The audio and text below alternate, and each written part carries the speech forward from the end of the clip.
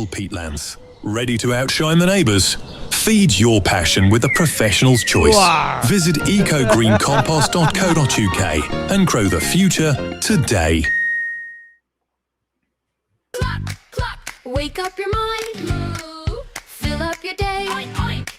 Smart little bites that brighten your way. You're listening to Food for Thought Radio. Here at FFTradio.com. Cluck, moo, oink. Food for Thought Radio. Here at FFTradio.com. No, order, sit and leave. This is the best political satire broadcast in the universe. Order!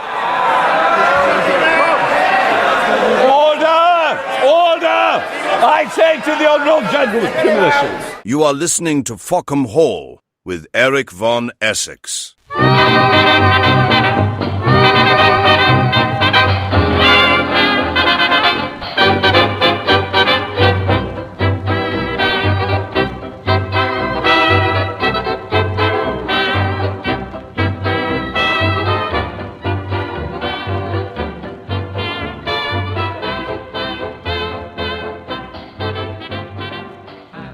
Good evening and welcome to another exciting show.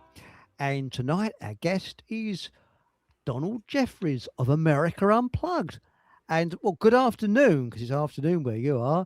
Good afternoon, Donald. How are you? Hey, it's great to be back with you folks over there. You know, my half of my heritage is in England, so I feel a camaraderie here. That's excellent. It's funny because did you know? I think it was one vote whether America was going to speak German or English. There's only by one vote that you spoke English. Yeah. How about that? Yeah. That's quite amazing, isn't it? But Yeah. do you know what part of England or Britain your folks are originally from? Well, somebody told me there's one of the names in our family is Turvey. Somebody told me there's a small place in England called Turvey. I don't know. I guess it's too small to even know about. That's what I heard. I don't know. But I got a lot of Irish in me too. So. Oh, well, that's actually true. Well, my heritage is on my dad's side. It's people think it's Welsh because my real name, but it isn't. It's English, and it's part Welsh and part German. And on my mum's side, it's sorry to say this, part French and part Cornish. Yes, I promote the Cornish bit. But anyway, tonight, I believe it's rumoured. I mean, we all know that the President of the United States is Benjamin Netty Nutty Knickers or Netanyahu. Is it true there's a conspiracy that reckons that Donald Trump is? I think it's a wild conspiracy theory myself. I think it's just a rumour. Yeah, he's playing the role, and I think that's literal. And I think he's playing a role because I think he's an actor. But I mean, it's pretty obvious because if you look at the things that Trump says, and it's unclear what he actually does. You know, I write books, and when I'm trying to research him, it's Trump is the hardest historical figure to research because you can never tell what actually happened because he says so many things, threatens to do so many things, promises to do so many things, and then you have to look and say, well, what actually happened? And most of the time you can't find it. I don't know what the hell happened, because he just says so many things, and I still don't know if he got rid of taxes on tips and overtime. I don't know. I can't figure it out. It's just all over the place. So, but that's Donald Trump for you. That's it. It's a bit like the Rothschilds. I reckon there's lots of books about the Rothschilds, but you don't find out anything about No, they're very shadowy. Oh yes. You hear, excuse my language, I've got the bovine excrement. I said that politely. I didn't say bullshit because it's rude, you see. And and like that. But now Evro, that's our transport minister. That's Paul. He said, was it a place called Tarvin near Chester?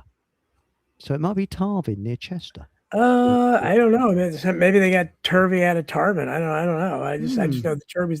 That's what they told me. I don't know. You know, it's interesting. We also told that my grandmother said that we had Indian in us, American Indian, and that was exciting to a kid. But I can't. I've done my genealogy, and I can't find any trace of it. So I don't know if it's there or not. But Yes, well, we had a very famous criminal that was half Indian, American Indian. He was a mad Frankie Fraser, he was called, and he Mhm. was mad. he, he he spent most of his life in prison, actually. And he admitted at the end of his life, he said he was a criminal, he was a crook, but he wasn't a very good one because he kept getting caught. But what I was going to kick off with is the amount of military age men that are piling into the Spanish part of Morocco this last week. And it seems that the powers that be can invade countries now, not with armies, but with civilian military age men. Yeah. And there is, and I don't know how true it is, there has been photographs, again, it's secondhand, third hand maybe, of troops herding these fellas into the Spanish area. I don't know how true that is, but that's what I've seen. Well, I mean, it is, in these things, it's all, we talk about this, whether it's there in your neck of the woods or in France or certainly Sweden, all the places, white countries, coincidentally enough, or America, where we're invaded by these, whether it's illegal immigrants over our southern border, in your case, a lot of Muslims or Haitians, Africans, whatever you got that are coming there legally and illegally, but they're coming from very poor areas. And I've always said, you picture people in Haiti, how are they, getting the wherewithal to travel great distances? And somebody has to be financing. A lot of times they show up dressed well and they have iPhones and all that stuff. And certainly with the Moroccans, something like that, it's not organic where 50,000, I think they said, 50,000, again, fighting age males, not families, decide suddenly, we're going to storm into Spain at the exact same time. Where are they meeting where you get 50,000? How do they all get the same idea? Or are they all being paid? Are they all being ordered? So I don't believe these things are organic. And that's why, of course, I believe in conspiracy. So, it's. Same here. I believe in conspiracy facts, though, but when you look at it, that side of Spain holds half the key to the entrance of the Mediterranean, and and Britain holds the other key, which is Gibraltar. And it's always been a thorn in the side of Spain because they've always claimed that Gibraltar is theirs. And when you look at Gibraltar, it's exceptionally small. It's about a couple of miles big. And that's how during World War II, Britain could command the entrance to the Mediterranean. So I think that there's more in this because I think America wants to get all their missiles and God knows what. That's the only way they can get through into the Mediterranean to supply that poor country. What's it called now? Israel. Yes. Yes, who like killing people, I think, especially in Gaza. It's most people have a national sport. I think America it's baseball, Britain it's soccer, Israel I think it's killing Palestinians is a national sport. Seems to be like that. Or lending money at interest, perhaps excessive interest. Oh yeah, so usually I like doing that too. Yeah. Oh yeah, very good at usury. The biggest crime in humanity, financial crime, I think, ever. Well, I grew up Catholic, and the Catholic Church for centuries considered usury a mortal sin. Yes. And yes. It was right up there with murder. And again, the world economy is based on it, but certainly our economy is. And I try to tell people that again, because I'm associated with the right, even though I don't know where I am, but I'm probably more on the left these days. But when you talk about people being deadbeats, not paying stuff back, I try to explain to them how this fractional reserve lending works.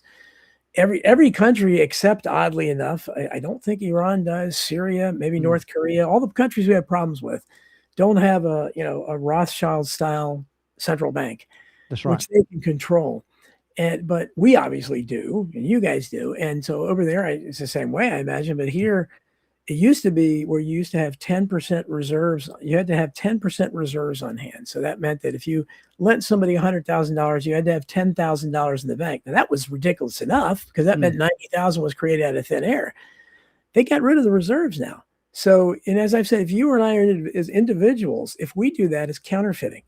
If I tell, hey man, I need some money, and you say, sure, I'll lend you some money, and you don't have the money, you just Yeah. create a check and give it to me, and then you charge me imaginary interest on it. That's the way every loan works in the United States. Every car note, every mortgage, every credit card, all that stuff, and they have the nerve, conservatives especially have the nerve to call people deadbeats. I mean, if you make one payment on your car loan or your mortgage payment or your credit card, they've come out ahead because Yeah. they didn't put any money down. And people, you try to tell that to the average citizen, and they give you a blank look because they can't conceive of anything that monstrous. Yes, everybody sitting in prison for counterfeiting should be released because they're not doing anything that every bank doesn't do every single day of the year. Bloody spot on. Absolutely spot on. And I wonder who could be behind this usury. I think, as you call them, the non-Irish, isn't it? Yeah, exactly. Yes, it's definitely the non-Irish. That's who was blamed for it. That's historically was blamed for it. And I think That's that was right. one of the main reasons why the non-Irish had the reputation they had historically. I mean, the one on the one hand, people think, well, they're just scapegoats. The world people pick them out. They were persecuted, but there's a reason behind everything. What there had to be some historical basis for it. Yes, some of it can be the Catholic Church, especially for centuries, blamed them for the crucifixion of Christ, and that was unfair to blame Jews today for something that happened centuries ago. But still, they wanted to remember who did it or who rejected them. And I think that's important. And that's what got Mel Gibson in trouble when he made Passion of the Christ, because all he did was point out the historical reality. But when you have, when you're associated so strongly with something like lending money at interest, and I don't know when, but apparently a long time ago, when they became associated with this practice and controlled it, and it's been that way ever since. And I don't know why that is, but you look around the world. The president of Mexico is Jewish. She's probably the only Jewish person in Mexico. How is she the president? And Argentina. Look at Argentina. You find it all over the place, and it's. I think, as I say, the non-Irish or shall we say, the undescribables. Yeah, exactly. Well, yeah, I remember, I used to work with a lot of people when I was a blue collar worker from all over the world, and I worked with a lot of Filipinos, and they would tell me about how the non-Irish, were prominent in their economy, and I thought, wow, this is unreal, and it's apparently that way everywhere. I don't understand it, but it's so again, people. All I ever do is ask questions. I don't hate anybody, but I'm the same. I'm the same, and also they go for their own, because there are innocent ones that they go for, because they're the most splintered group of people ever. And I think what we're talking about is the high-level psychopaths, and it's not only them. You've also got the Zionists, basically Christian ones. You've got Muslim ones. They are they're a world apart from humanity, I think. But going back to your roots of England, Mark Antony, evening Mark, said there is a village called Turvey in Bedfordshire. Oh, cool. Oh, cool. Thank you. Cool. That Bedfordshire is not. It's a neighbouring county to Hertfordshire. I've heard of Bedfordshire. Yes, in the chat. I don't see it in the chat. Very, very famous for Brussels sprouts. You see, and if you go there in winter when it's rained, it smells like flatulence everywhere. Oh, isn't? And my people. and you sort of go there. When you first go there, you're checking the bottom of your shoes and things like that. But after a while, you get used to it. And then people, when you leave Bedfordshire, people go, well, yeah, because the smell lingers. Wow. But it's the Brussels sprouts, or it used to be the Brussels sprouts capital. And where I live, it was the cucumber capital. It was cucumbers. Oh, I love cucumbers. Yeah. And I'm starting to like Brussels sprouts too. They make them. My wife loves them. They make them. Oh, yes. Put bacon and olive oil on. They make them taste great. Yeah. Wrap them in bacon. That's the thing, It's the key to everything. Yeah. But go back to what we were saying. I mean, there's two things I admire the Catholic Church for. I mean, I was brought up Church of England. My parents were, although I'm not particularly religious. And the Catholic Church, they go against Freemasons and usury. And I think they're the key ones. And I'm against. Well, let's put it this way: if someone wants to join a secret organisation, do silly things behind closed doors, it's entirely up to them. But they can't be a public servant.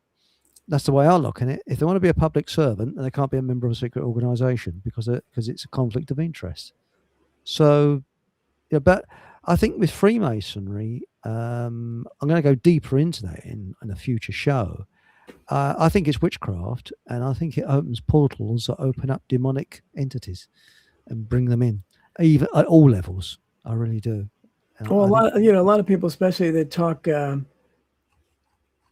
in that way, Mark. Yeah, that's spelled the exact same way as my family name too. Cool. I'm glad I learned something. But yeah, some people have called Freemasonry Judaism for goys. Yes. And so that's but it's, and I've known some Freemasons. It isn't. So have I. In America, it isn't what it was. At one point, it was, if you see all the Civil War pictures and everything, the guys are all sticking, going back to Napoleon, they all have that. Yeah. That's a Freemasonic thing where you stick your hand over your heart in front of your, inside your coat. Yes, yeah. Stalin, he did it. Yeah. They're all posing that way. So this is clearly, again, from what I understand, there are 33 degrees of Freemason. That's why 33 comes up so much. And you really supposedly don't learn anything until 32nd or the 33rd degree.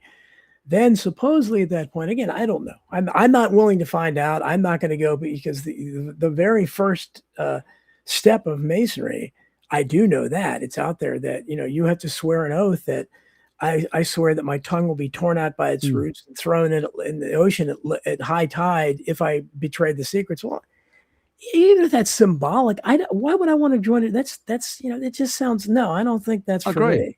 Even if you're kidding, yeah, not my cup of tea. I mean, I'm sure you're kidding, and supposedly it's and then there's another, I think, Master Mason or whatever, where you have to you open your shirt and they put a sword against your breast and draw blood.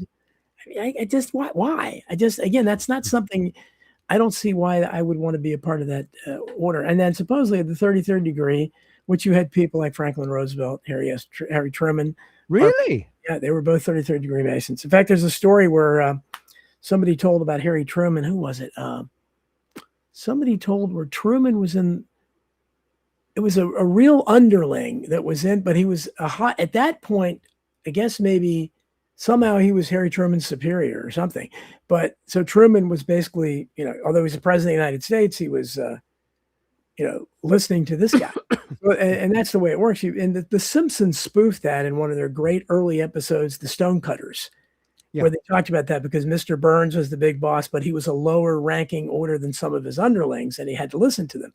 So, but at that point, supposedly, when you get up there to the top point, that's when you learn that the great architect that they call it, the great architect of the universe, is Lucifer and not God. Now, is that true? I don't know. I can't say for sure, but there's a lot of information out there that suggests that. And certainly, when JFK made his famous secret society speech, you could.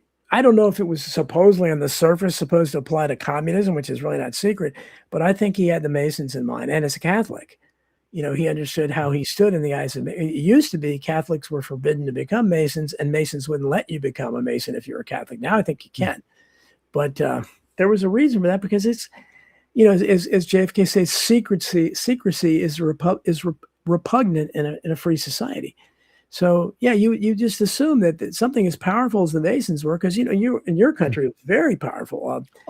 I say, I mean, my background is architecture, and I worked in an office once where there's only 3 of us that weren't Masons, and I actually got a Masonic handshake once. I shake hands. I thought that's a bit of a strange handshake, isn't it? I assume it was a Masonic handshake. He tapped my wrist. Yeah. They have it. They test it, and they supposedly, and they've been accused of doing that and judge if they know the signs to make. And you see all the time our celebrities are making crazy, the circle around the eye and all these things that are unnatural. Nobody does that. Yeah. But famous people do it all the time. Now I don't know if they're showing off for the Illuminati, the Satanists, or just Freemasonry, but however you look at it, there's something I think wrong where you can, and that England was accused of that. And Stephen Knight, who was a great author from your country, who wrote, I still Oh think yes, best the book on Brotherhood. Yeah, the Brotherhood. Yeah, I've got it. I've got it, and I Yeah. got the first edition, He which wrote it all. was Wow. hurriedly, Yeah. which was hurriedly withdrawn, and they Yeah. reprinted it, and I got And the he very he first still edition. wrote. I think he still wrote the best book on Jack the Ripper, The Final Solution. I think he had it right. I think the royal family was involved, and I Yes. think that was the reason for it. And he's, the Ripperologists demonize him, especially when he wrote. I think he had the sense of dramatic timing to die. I think right before the Brotherhood was published, which it's at 40 some years old or something like that. Isn't that weird? Well, Yeah, slap my thigh. What a surprise. And yeah, I never forget, I ordered it, the Brotherhood, and the woman got really stroppy with me when I picked it up in the bookshop, and she said, "What do you want that for?" I said, "Well, I'll find out about Freemasonry." "Oh, you're a yeah, Freemason?" I said, "No." "Well, my father is, and he's very upset about books like this." And she really had a go at me. I'm yeah, just yeah. innocently buying the book. It was a long time ago, but it actually listed all the members in the Thatcher. It was Margaret Thatcher was in power then. Mhm, sure. All the members of her cabinet that were Freemasons, Yeah. and it was a majority. It's unbelievable, because I think, what is the mentality of people that want to join that? If somebody came along to me and said, "Excuse me, I'd like you to join something. It's all the same sex, and you have to do secret rituals behind closed doors." Yeah. I'd be off like a rocket. I thought, no way. I think I actually think there's something closetly weird about them. I think there is. There's also rumors that there's homosexuality involved at the highest levels, I and think so. maybe there's other weird stuff. And there's somebody mentioned Skull and Bones in here. Of course, that's Yale University, and we've Yeah. people like the Bushes, notably John Kerry when if you remember Tim Russert. And again, I don't think they knocked off Tim Russert, but it was, I don't think that long before he died, where he interviewed George W. Bush and John Kerry when they were running against each other. And he joked about, you're both bonesmen, you're both members of the Skull and Bones. And they just kind of laughed it off and everything.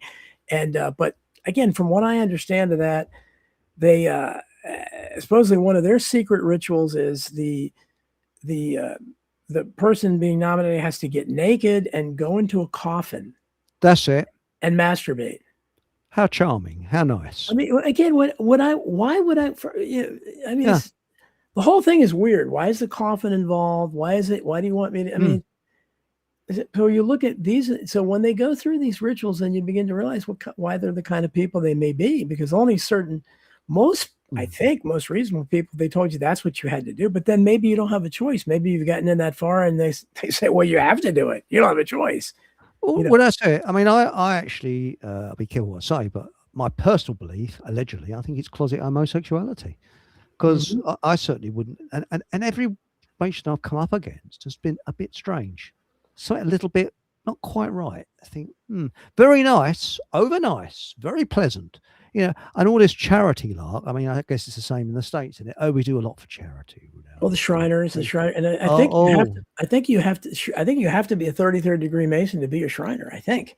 So those are the people that know all the secrets. But yeah, you're right. They do lots of great work, help out 6 kids and all that. So, and they do a lot of charity work. And I know a guy that's, I think he's 32nd degree. He's my boss. He was my boss. And he rose up the ladder really quickly. Because I think now it's not as powerful as it used to be. There aren't as many people in public life, at least in America.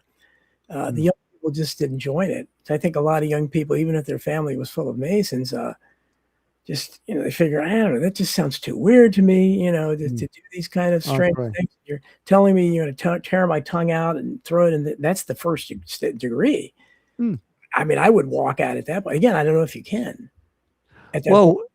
You're right. Sorry, I didn't mean to cut across you there, mate. Sorry. But do you remember the Calvi case all years ago? I think it's in Italy, right? No, I think it was no, it's actually in London. He was found on Blackfriars Bridge. Okay, that's like Blackfriars Bridge. Masonry in his pocket. Yeah, and it was a Masonic ritual that had done him in. And I think, going back to Jack the Ripper, I think that John Halo. Was it Lucio Gelli? I think Gelli. I think it was connected to that. I believe it was. That's right. Italian thing, and it was. What was P2? I think was the name of the Masonic order in Italy. That was very strange. I mean, there's a celebrity one in London, and they've actually got a website, And people like, I don't know if you heard of Rick Wakeman, and famous people are members of it.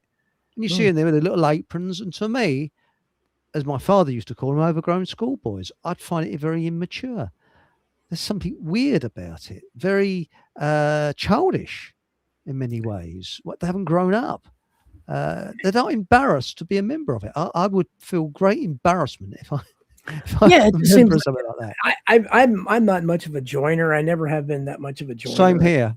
I Yeah, don't like clubs or groups. So I'm uncomfortable. with especially that. like if you have uniforms or you have rituals Oh or yes, special handshakes. And I'm like one of those people. I never understood country club mentality. To me, same here. Same anybody here, can join my club. I don't get it, but people, they form clubs for that reason. They want to keep people out. That's the whole idea of having a country club, is to keep the riffraff out, right? I mean, if it's not exclusive, if anybody can join, then the members can't feel superior. And the same thing with Masons, and with the Masons and almost all these clubs. And I wrote a little bit about this in my book Bullyocracy, with hazing fraternities. Oh, They had the same kind of interesting. mentality there. Yeah. And that's plug away, mate. Plug away. So, what's this bullyocracy? Where's it obtainable from? Well, you can get. Do I have it here? I have all my books here. Where's there it is here. Yeah, this is Bullyocracy here. Bullyocracy, right? Oh, that's fantastic. How the social hierarchy enables bullies to rule schools, workplaces, and society at large. It's You're not on the one of same wavelength. I mean, I've always avoided clubs and groups. And during the lockdown, I felt really isolated because everybody around me was getting jabbed and things like that. And I went along to this truth group, and my gut feeling all the time was, don't. It's not you. Don't go along. Yeah. It turned out to be a disaster. And I'm not comfortable in group situations. And it turned into a cult. Yeah. Because what happens, someone becomes a self-appointed leader, a narcissist, and people are frightened of stepping out of line, so they become yes people. And whatever the leader says, they do. And it's frightening. And this is why the truth movement is going nowhere. It's a bit like a dog chasing its tail, because everybody's looking for a leader and are not prepared to stand on their own 2 feet and get off their backsides and do something. And that's the real fact of the matter.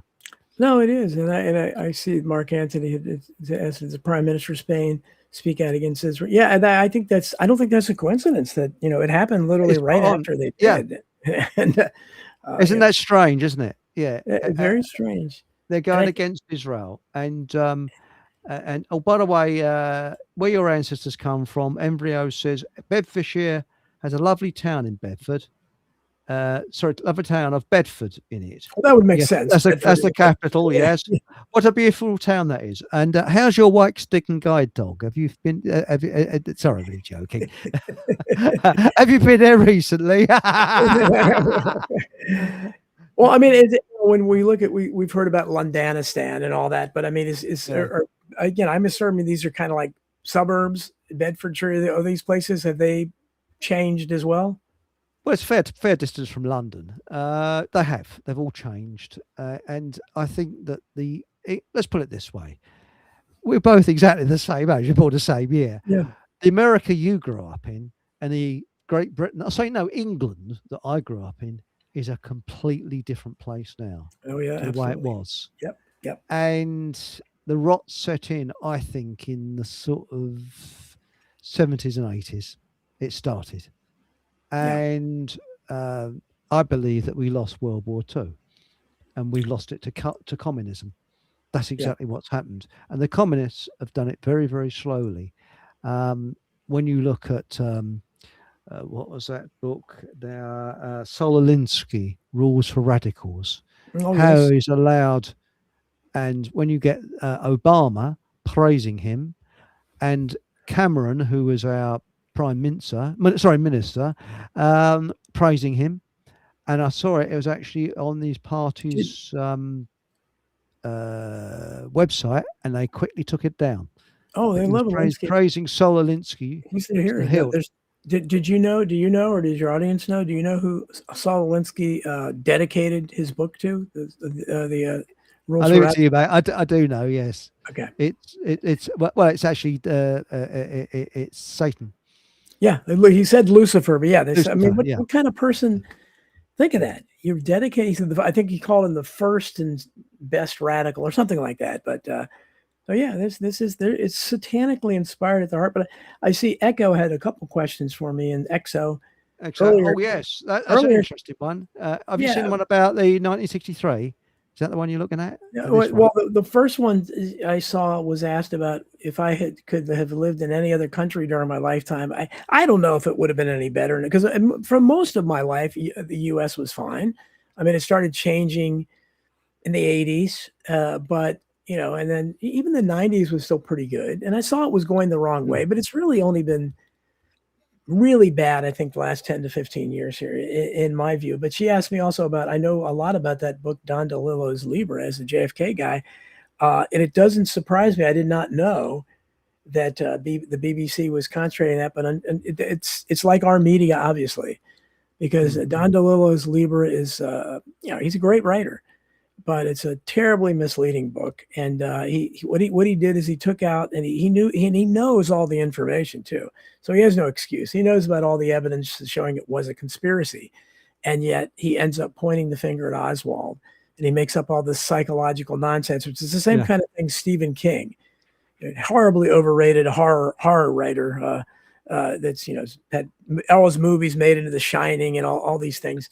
But this guy is incredibly wealthy, and he hates the Kennedys. He always has, even though he's from Boston and he's a real liberal. And he wrote a book called 11/22/63, where again he sets out to say it was Oswald, and he uses some of the same kind of psychological mumbo jumbo that Don DeLillo did in Libra, where they just make up these scenes to make Oswald look like a really weird guy and his mother look like a smothering mother, examining his genitals, stuff that there's no evidence that ever happened. Precisely. But they just make it up, and people, oh wow, and they don't know. They think it's based on something. It's based on nothing. So I certainly would have nothing to do with watching that. I don't like the DeLillo for writing that very dishonest book. There's a tabloid newspaper in this country many years ago claimed that Hitler was female. I couldn't stop laughing. Oh, yeah. I mean, you could make up anything, really. You could say that Roy Rogers and Trigger were part of a communist plot if you wanted to. Sure. But what's got me is that the America that the American forces were over here. We had American Air Force bases. We had American television programs. I mean, I remember being very young. We didn't have pizza in this country at one time, and there was do you remember a comedy called Arnie? Nobody remembers it. Called it, what is it called? Arnie. Yeah. I can't remember who was in it now. I think Henry Fonda was in this comedy, television comedy, Arnie. Talking about long ago. I mean, I was very young. I'm talking about 70s, early 70s. Nobody remembers it. And I kind of remember, was it? I think there was a show with Herschel Bernardi, and that maybe that was Arnie. Short-lived show, maybe. I know, but very short-lived. Yeah, I didn't watch it. I don't think it was. Henry Fonda did have his own show, but it wasn't called that. Yeah, I think he was. I think he was in it, but I'm getting muddled up. But they mentioned pizzas. And as a kid, I didn't know what a pizza was. We didn't know what pizzas were. And it was a foreign language to us. We thought, pizzas? What's that? And it's there. They're common. They're everywhere. But certain things that you had, we didn't have McDonald's at that time. They hadn't come over to So if you wanted fast food, you had fish and chips. And that was our fast food, fish and chips. Right. And you went in there, they served it up, and it was served in newspaper. Yeah, I never understood that, but they kept doing that. Yeah, it seemed like it would be unappetizing, but yeah, wouldn't the ink get on it or whatever? That's right. Or in America, it would be fish and French fries, but we called them chips. Yes. It means something different there. Well, we had, the first time I had fish and chips, of course, wasn't in England, but it was here. We had Arthur Treacher's fish and chips, which was Arthur Treacher was an English actor, and he opened it was like fast food, and I tried, and I loved it. And I said, but since then I've had genuine fish and chips. We have a couple English, they claim they're English style pubs that are in my area. Yeah. So I went in there to try fish and chips, and I'm sorry, I still like Arthur Treacher's fish and chips the best. Maybe it's because the first one I had. I don't know. Well, that's it really. We have now got not English. I mean, I'm not being racial, but I'm sorry. People from China do not know how to cook fish and chips. Right. And years ago, you got real fish and chips. But I was this afternoon. I was having a bit of a lazy time, and I was looking at a video, and there was a chap called Dr. Crawford. Now, I don't know if you've ever heard of him. He's about 96. I want to get him on the show, actually. Hmm. And he's as sharp as a new pin. And he reckons that since 1972, before he highlighted this in 1972, brain disorders have gone off the scale and are top of the list of disorders above heart conditions and all the other ones, even cancers. And it's hidden. And they've deliberately hidden it. And it's due to nutrition because the brain is made of fat and the body made of protein. And because of all these synthetic oils and fats and whatever, the brain is not being fed and we're getting more and more stupid and weird. Yeah, exactly. Strange things happening. And people, I believe, have got weird in the last, 20, 30 years. Sure. Well, and dementia is through the roof now. Younger ages as well. Yeah. And people like Bruce Willis, the actor, who got it mid-60s, maybe in a really bad form of it, so he can never. Yeah. And it's very scary to think that, but nutrition is very important. That's why, again, so much about. There you go. I got it right. Arnie starred Herschel Bernardi. I didn't watch it, but I remember that show. My mind is full of that kind of junk. But Herschel Bernardi was an actor briefly. Well, as kids, we used to call it RC.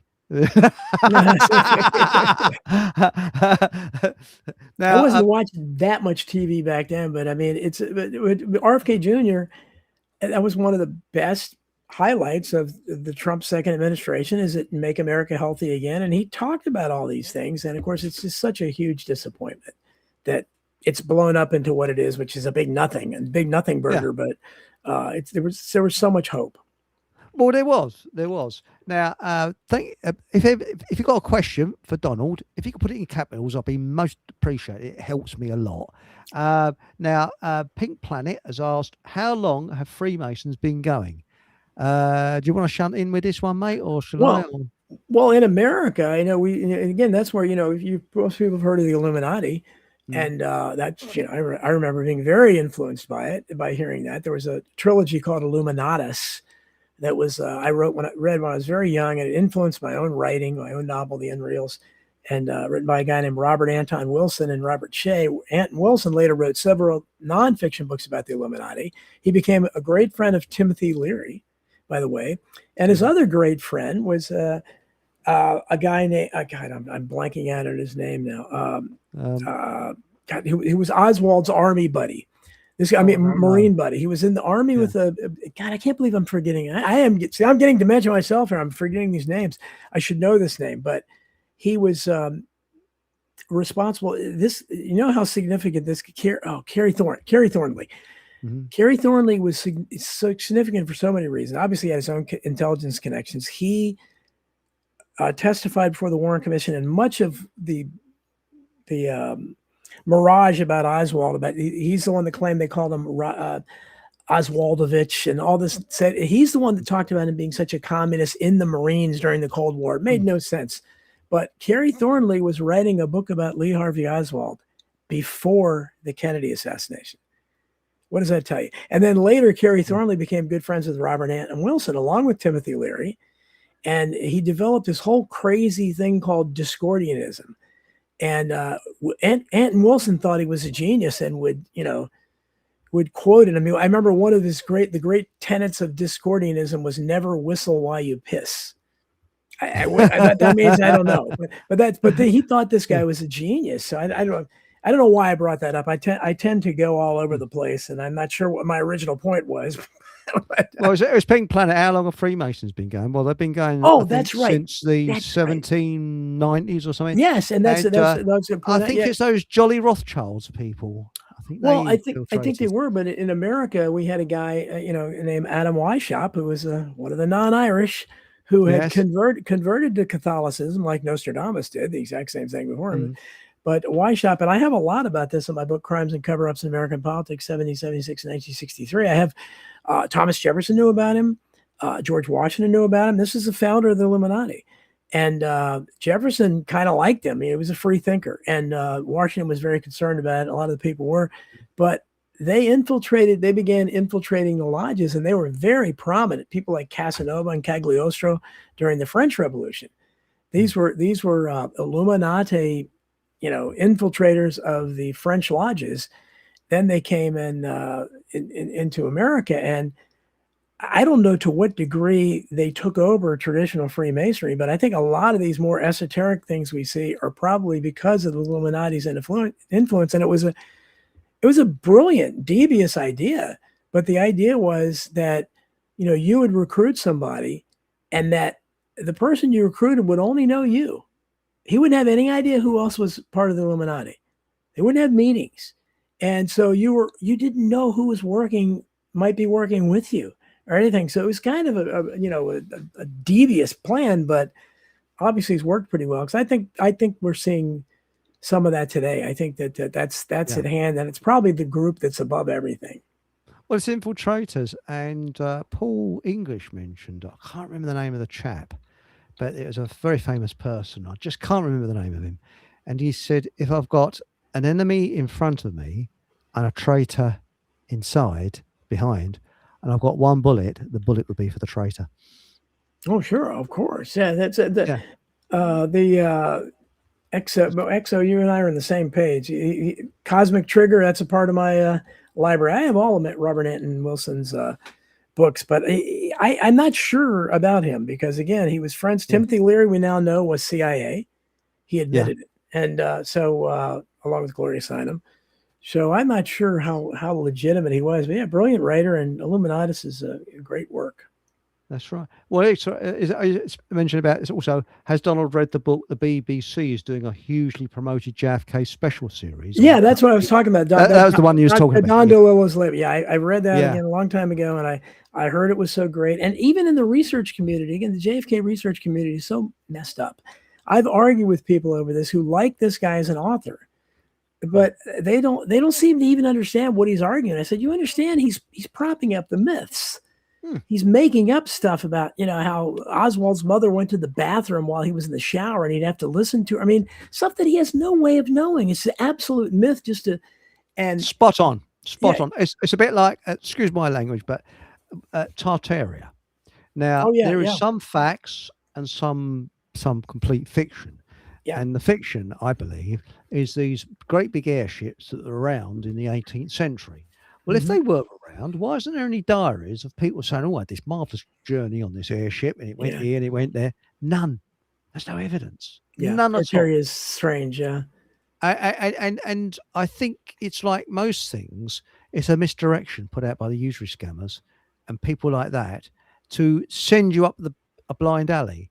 There might be, there's cause of truth there, but it's been probably taken out of context and things like that. So well, and that's why we have to be careful with all this stuff because but I think that like Exo talks about, don't you think everyone is a CIA asset back then? Well, sure. I mean, and again, I talk about the research community, and you get this in the JFK research community, you get it in the 9/11 truthers, definitely.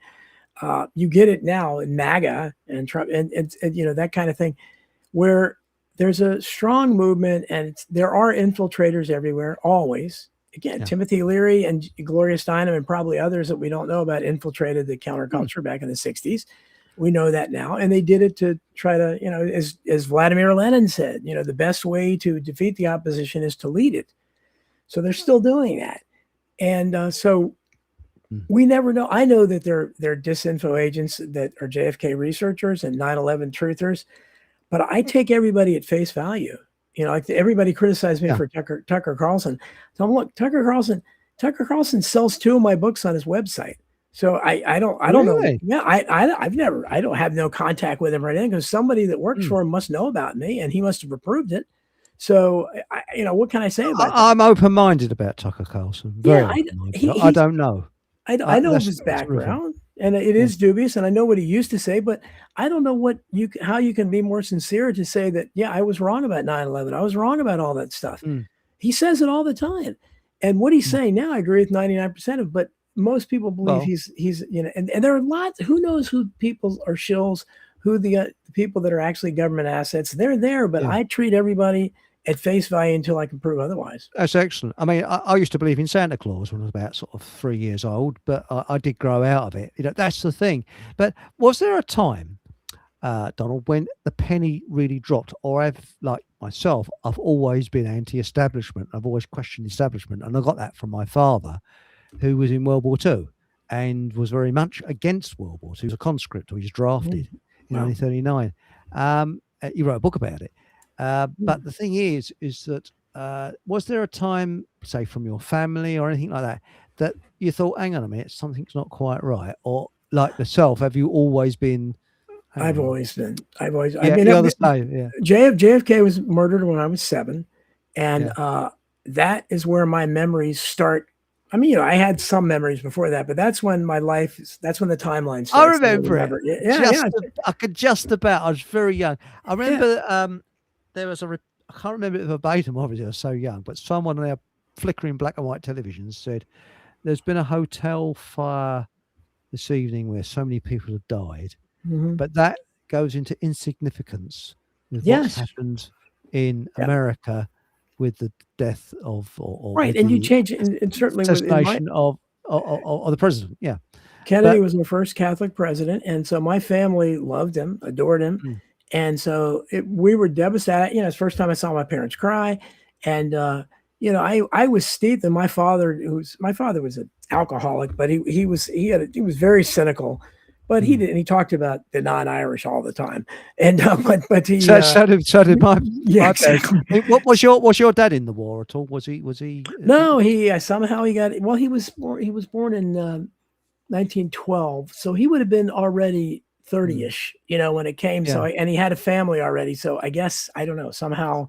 But mind he- you, in this country, that they actually conscripted people up to the age of 52. yeah, there was, I don't know how he lucked out of getting out of Yeah. it, but obviously it's Yeah. a good thing he did. But he had brothers that served. One of my uncles was at Normandy. He was never right after that. He had a, I he'd wonder if you're flip out. saying, yeah. Yeah, and so so I was kind of steeped in that, and I heard, I didn't believe the official story of JFK at age 7, because I heard my father and all the other relatives, none of them believed it. They all thought Johnson did it because they all hated Johnson. So so I was steeped in that from the very beginning. And as an elementary school student, I would question my teachers. I didn't say, that grade's not fair. Sure. And it would have been, and so I had that in me my entire life. Always, and certainly by the time I was in high school, I was a radical, and I've never looked back. So, but what got me? I mean, my parents were very Labour Party socialist, which would be Democrat in America, and but you can't blame them for that because of the information they had at the time, and anybody else would have probably come to the same conclusion with the information that they had at that time. But as we broaden it, there's no way I'd be a socialist. I don't vote, and I no longer believe in government, because I think government is our greatest enemy. It's killed more people than all the wars put together. And when I see, it's a shame that they didn't have the internet in those days, and the information they had. Again, anybody would have come to the similar conclusions with the limited information they had. So I can't blame them. Yeah, but, well, we were lonelier back then, obviously, because I mean, there were so few of us. I remember, especially to think that there were girls out there that believed in conspiracies, because none of them now, they're everywhere. I can't believe that all these people are, talking about conspiracies and talking about everything, and but that was not the case 50 years ago. What got me was the first time I noticed there was something that was wrong was Andy Warhol, or what we called him at college, Andy Arsehole, because a man who had, shall we say, talentless, as far as I'm concerned, useless. And then we saw a film where, hello, Andy. They're stoned at their brain. Yeah. What was the matter? And they was pushing his junk. And there was a woman. Have you ever heard of a woman called Mrs. Whitehouse? You probably haven't. She was very. And what she did, she stood up she was an ex-school teacher, and they had what is called the Permissive Society. And the socialists at that time allowed all kinds of things on television. And it was her that made sure that we had a 9 o'clock watershed hour where they were not allowed to show not sort of not porn, but rude stuff before 9 o'clock in case children are watching. And it's thanks to her that we had that. And people used to laugh at her saying, "Oh, silly old cow, what's wrong with that?" Mm. I was wrong. She was Yeah. right. Yeah. She was spot on. Absolutely. And I used to laugh, man. Silly old cow, what's the matter with you? You know what I mean? But yeah, me too. she was I right. used to be against censorship so much, and I wanted, why can't we have nudity on TV and all that? Yeah. But now that you see, once it, and again, I go back to The Simpsons, again, which was a great show the first 7-8 years, and it's been horrible ever since. It's one of the worst shows on TV for a long time, but it was great when it began. And what made it great was that they censored them. They couldn't, and they if you watch my son loved it too, and we would get the DVD sets, and they would have the commentary from the writers on there, and they talked about we want to do fart jokes, we want to do all this stuff, but they couldn't. And that's what it's the same thing for some other shows, but that one stands out because they admitted this is what we wanted to do, and as soon as they were allowed to do it, they lost all of their brilliance. And they just, because it's so much easier to have a character fart or throw up or something. And that's, you see that in comedy now, all comedy films that, people watching with me, they can't stand it because they know what I'm going to say. I said, okay, you got the obligatory toilet humor always. And you have to have the obligatory vomit scene. Every movie has to have that. Some character has to throw up, and it's like, that doesn't happen that much in real life. Why do you have to show it? And then the obligatory male nudity, that drives me crazy too. There's yes. Male nudity now instead of female nudity. It's like, look, yeah, maybe I'm biased here, but I don't understand why things have flipped. But Well, we've got a bus. For instance, I don't go to the gym or anything like that to keep fit. I love driving, but I've got push bikes, and I love cycling. And I was cycling along the other day, and then we got a bus. I am serious, called the Gay Pride Bus. Oh, it's got nice. rainbows over it, and it's got Nice. what is it? Hertfordshire Pride on it. And I thought, well, before you get on the bus, you have to sort of prove that you're that way inclined or something. Yeah, I mean, geez. I mean, what are they going to have next? A urinating in public Pride Day or something, or anything like that? Flashers Pride or something? Yeah, sure.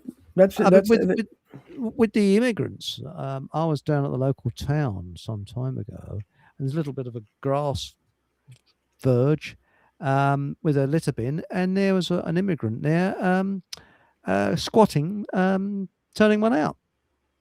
Yeah. Well, and we have everybody. And yeah, I'm thinking, we have that here in America now too. In cities like LA and San Francisco, the streets are filled with human feces. They don't even clean it up anymore. It's like, what, if people even 25 years ago could have seen that, that's not America. That's impossible. But you also have in California, I don't know how many cities, but I know in LA, shoplifting is legal now, up to $900 or something. It's Yeah. like, they're like that here now. Oh, really? Okay. The security guards can't lay a finger on these people, and what we're getting is the third world are emptying their. Yes, I was going to say, who the shoplifters are. They're not native. That's right. Yeah. Now look what happened in Cuba. America opened his doors and said any Cuban that wants to leave Cuba is welcome here. So what did Castro do? He emptied all his lunatic asylums and his prisons, which, let's put it this way, if you were Castro, probably you'd do the same. And now Miami is probably the drugs and rape and God knows what crime capital of America. Yeah. It's horrendous. Well, and we have, and I spend too much time on it on X probably, but there's so many demented Black people that are on X that it's amazing to me because they can feel free to come out and express their incredible hostility to whites and I fight back with them, which nobody usually does, but it's the worst thing that ever happened to Black pathological behavior, which is systemic in America, are cameras, cell phone cameras. Every day, there's scores of videos documenting what is going on in fast food restaurants everywhere in the Same street. here. Yeah, Same here. There was one the other day which showed Yeah. you this bloke who's obviously mental. Yeah. Goes up to some poor sod standing in the street and just gives him a right hand, a bosh, and knocks him Yeah, out. that's the knockout game. And Walks off. over here, they call it the knockout game, and they love to target old people, old women, and they sucker punch them. Yeah. Tough guys. And it's and I don't know when, but unfortunately over here, the white people are so cucked. I call them cucked because they are. And to tolerate this, and they still, how do you make excuses for it? This is, and I'm not condemning an entire group, but I'm saying that something has to be done when this is a problem. It's people over here say, we don't have a crime problem. We have a problem race. And that's the problem. There's so much crime that is committed by this one group. And you have to, that doesn't mean all of them, but punish the ones that are committing the crimes. And we just had one that a guy attacked 2 women in the street and filmed it. This is how ridiculous they are. They film their crimes. So they document it. The evidence is there, and they still can't convict him. This guy had been in and out of courtrooms 30 some times, and the judges kept letting him go out. And then he just films, attacking 2 women. It's just, it's inexcusable. But we can't. Have you heard Donald Trump, the great racist? He doesn't talk about it. He's too busy pardoning rappers. I mean, this is a joke. No one in power talks about it, and it's a real problem here. Well, I'm not sure he's got the full ticket, Donald Trump, because he sometimes he seems a bit mental and sometimes he isn't. There's lots of stories put out that he's supposed to be a bit pongy. He's overweight.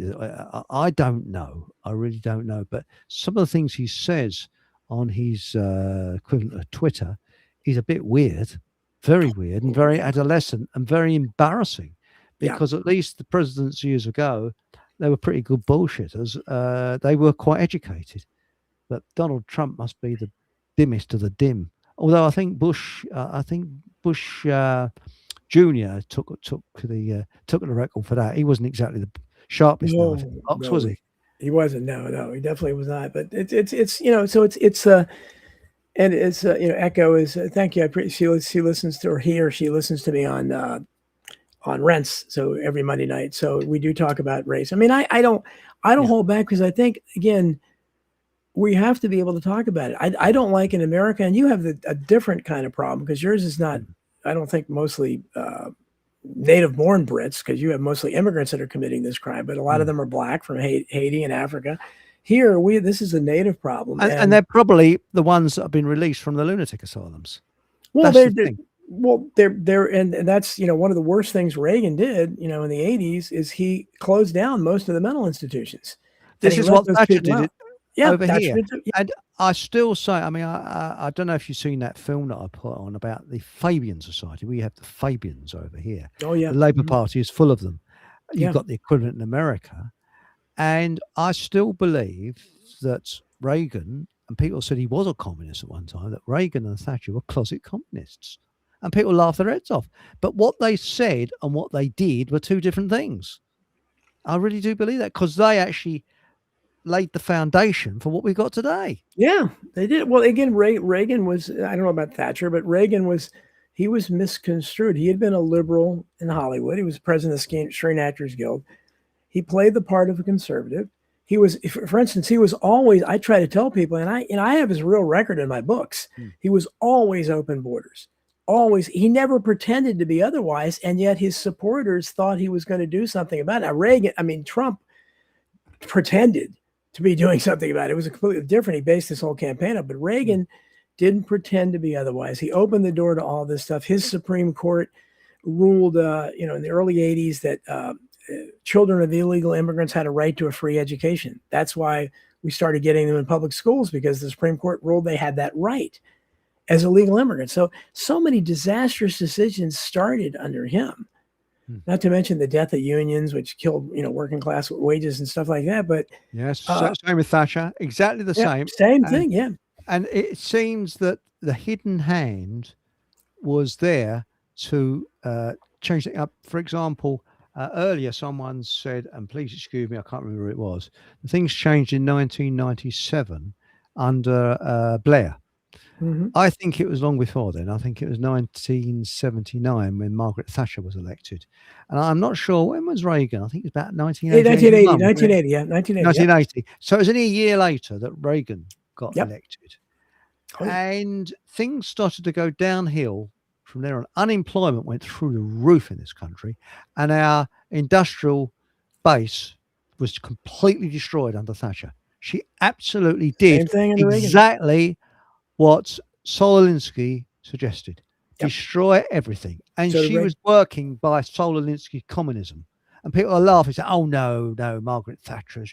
No, she made a minority of people very rich, like communism is. So we're not, I mean, communism was trickle is like, down. I mean, I'm sure that's she had the right. same trickle down idea, Yeah. that Reagan did. Well, let's face it, communism is like rat poison. It's what was it now? It's 9%. That was it. Sorry, 90% sweetener, 10% lethal. Oh, it wasn't it the same? What was it? Was it Enoch Powell? Wasn't Enoch Powell the big Enoch guy? Powell. Wasn't that the 80s or was that the 70s? 70s or 80s? 70s and 60s. Enoch Okay, so Powell. but see, you had a leader then that if Britain had followed him and gone for him, there was something he was trying to stop what he already saw happening there. And in America, you had Pat Buchanan, some people like that again saw a lot of it had already happened, but the public didn't support them because the media smeared them. And I know Eric Clapton made a very famous speech in support of Enoch Powell over there and was called a racist briefly by it. But I'm fascinated by listening to that guy because he was exactly right. I mean, he knew what was happening. And Muhammad Ali was right, what he said. Yes, he wasn't listened to. I'm a great admirer of Muhammad Ali. I think that what he said was a lot of truth came out. But the big problem is, it's like with most communist minds, they believe that everybody should live in the same house, and it doesn't work. Right. It never has done. Imagine getting all your family moving into your house. It'd be hell. It'd be World War III within no time at all. To force things too. There was, just, the idea that, like, for instance, all the things we see when we see commercial after commercial with mixed race couples and promoted in the film, okay, if that happens naturally, I don't want to outlaw it and say it can't happen. But the problem is you're trying to push it. Why are you pushing that? Why is it so important to you to push? Why is that important to have that happen? That's why immediately you get suspicious because these are evil people. We know they want war all the time. Why do you want that to happen? It's not because you want something good to happen. Why is that? And I'm noticing it, and lots of people notice it because it's not something that still doesn't happen that often, but they're trying to make it happen. Why? What is the purpose behind it? And we ought to be able to question it. Well, it's the Kalden-Hove-Kalergi plan right the way through. I don't know if you've heard of Kalden-Hove-Kalergi. Have you heard of him? Oh, Kalergi plan. Yeah, sure. Yep. Yeah. And that's really what it is. These people are evil. Why can't people be where they want to be on this earth? Let's face it. If the usury was stopped and we got the usury scammers in court and face justice, a really small fraction of what they thieved off of us, if that was pumped into the third world, and that would only be a small amount of money, you would have immigrants falling over themselves to go home. You wouldn't have to need borders. You could have open borders, they'd go home because people would then be where they want to be. And this is the big problem. I felt a bit sorry for these immigrants because they're being exploited, and they are being used like pawns on a chess game. These young men, they would rather be, I think, where they've brought up, raising a family and earning a living and enjoying life, which we should all be doing. But instead of that, no. I mean, when you look at California, for example, what's happened to California? Now, I know it's a huge state, but for example, you look at the old Laurel and Hardy films from the 20s, it looked heaven. It was a tidy, beautiful, all right, we only seen a small amount of it, but it was really advanced. And to think that it's gone communist is just beyond comprehension. It is, because we had that. And again, what was that? I don't, again, I'm not a racist, but I am a realist. And Mm. in Great Britain, just like America back then, was overwhelmingly white. There was a homogenous nature to society. And that obviously matters because things ran more smoothly. Because there, when you bring, especially when you bring, in our case, with the American blacks we have, there's the legacy of slavery, and it's drummed into their heads over and over again in schools. They saturate themselves in it. They're still living in that era. And I always answer them by saying, well, if you're still so upset about slavery, you must really hate today, because there are 40 million slaves in the world today, 10 million in India alone. And they had no response to that because there's no whites involved. So it's not slavery they oppose to. They just want to wallow in that and have a persecution complex and victimhood. But it gets in the way of everything here in America because they're allowed to do that. That's right. And you crazy whites do it over there. But it's divide and rule. It's done by social engineers. Yes. It's divide and rule, because what they don't talk about is the Barbary pirates, who slavery went on for years, and they used to come to the shores of Britain and Ireland, and I think other countries as well in Europe, and capture Europeans and turn them into slavery. And they used to sail back to the Middle East and sell them as slaves. Yeah. And sometimes they took whole villages. So when you talk about slavery, it was always, again, this minority of psychopaths who were organizing it and running it. And we know who was running the slave trade. Right. We won't go into it. It was the non-Irish. Mainly, it's about 90% non-Irish. Yep. And the fact of the matter is, slavery's never been abolished. It's just been redefined, because we are now financial slaves to the usury system. Exactly. They just took the chains away and replaced it with finance. But the amount of taxes we have to pay in this country is phenomenal. It's is it similar in America? No, it is. But at least over there, I mean, you have ostensibly a socialist country in terms of you get some services. You have national health and all that. Here in America, I want to, I'm sure, but again, believe me, our system is pretty awful too. But I call it what we have: socialism without services, where we are taxed like we have a cradle to grave state, an anti-state, but we get nothing in return. You know, states like France. You know, France has a policy where they, every worker, mother and father both, get like a year off paid after they have a child. That's it. And also, I think you retire about 60 there. Here it's 67. I don't know what it's like in America. Yes, those riots, the Yellow Jacket riots, were in France, were against raising the retirement age from 60. Yeah. And tell that to, I don't know what it is over there, but I mean, in America, obviously, they want to keep raising it to where everybody will die before they retire. That's their goal. Well, that's it. I mean, it went up to 66, and now it's 67, and it's going to go up to 70 soon. Yeah. But in France, I'll say, it used to be 60, and for women until about 10 years ago, it used to be 60 in this country. Do you know? I mean, what's the retirement age in America? Is it? Well, it's still like it depends on.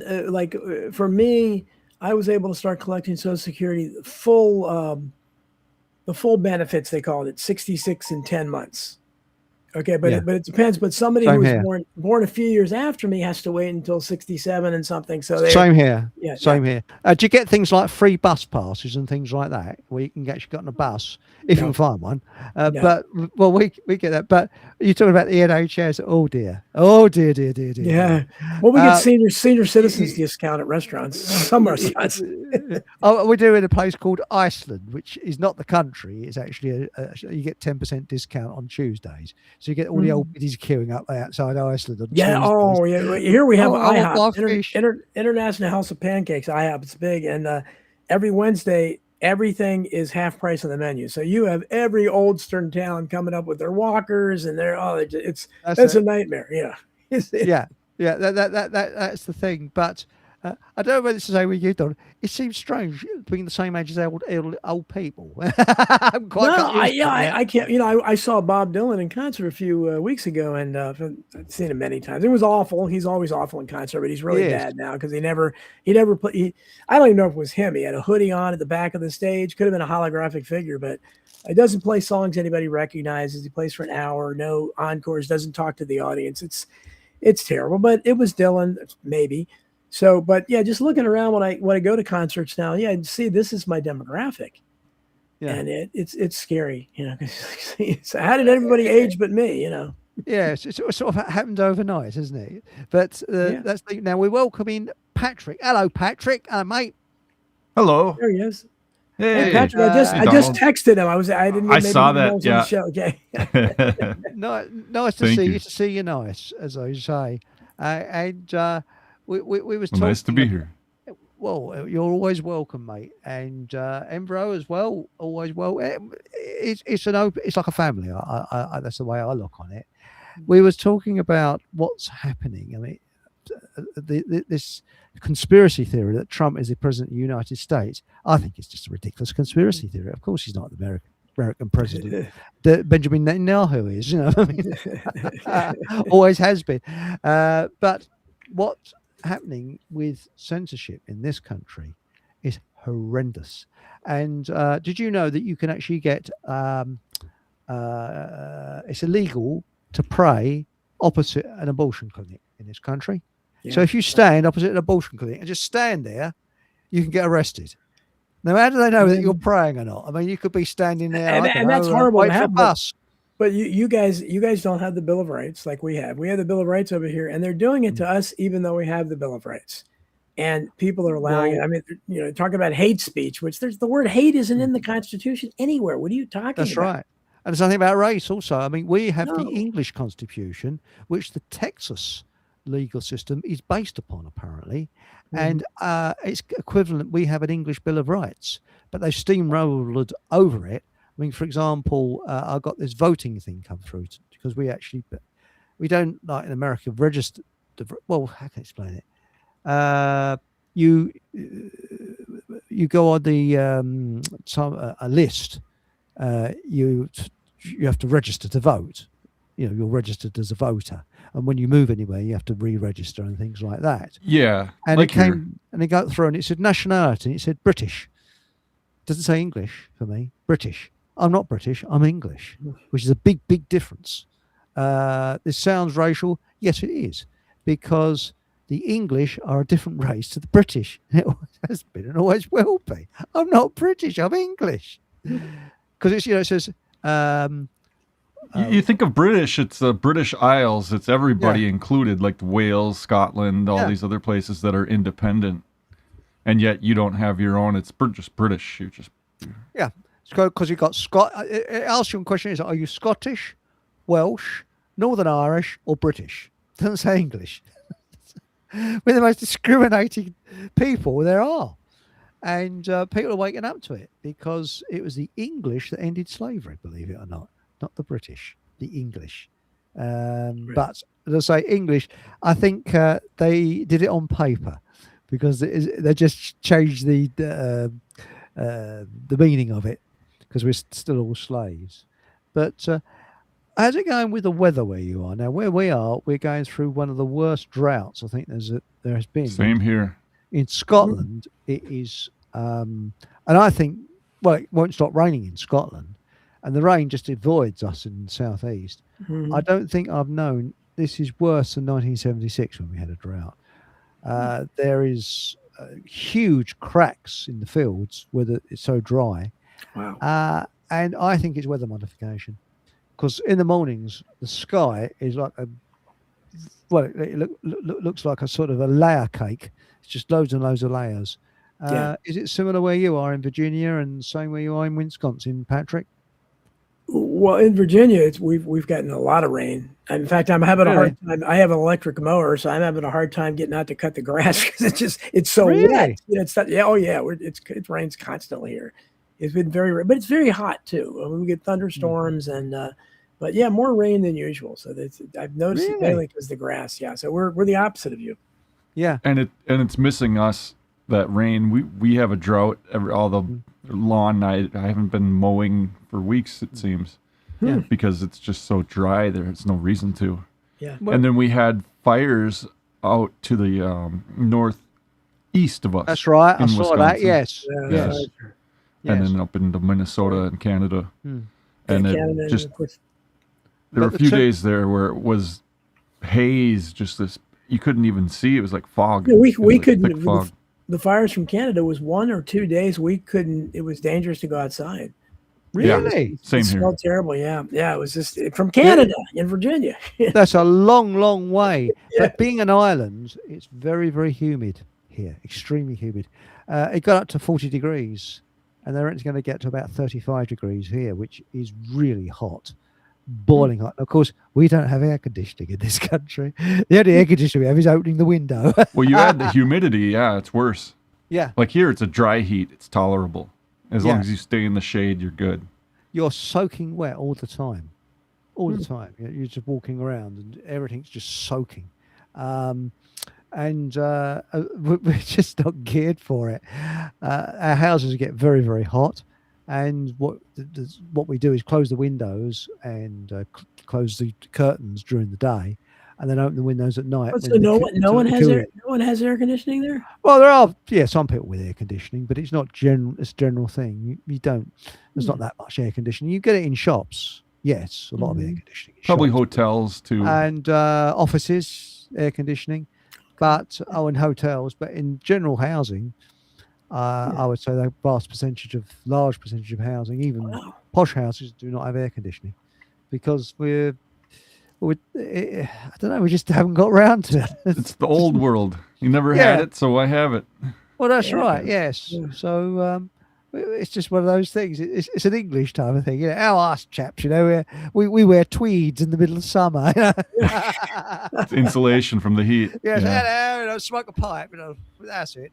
Well, you don't miss what you haven't had. So I mean, we were the last ones in our neighborhood to get air conditioning, and we got a window unit, one window that we had to sit in front of, and I was about 15, I think, when we got that. So everybody else already had air conditioning, and Well, we've got these nice window units that just have like a tube that runs up into the window, so it doesn't sit on the windowsill like those you see those that dangle outside. those are the ones we had. Now we have floor units that sit inside and blow the air outward. But there could be a reason Nice. for that. Sorry, I didn't mean to talk over there. No, Patrick. you might Sorry. be able to buy like I know my son gets it, for his room. That you can buy on Amazon. They have like portable, like you had portable heaters. They have portable AC things too, where you can plug them in and they'll cool your, at least where you're at, your general area, and it costs maybe probably not even $50.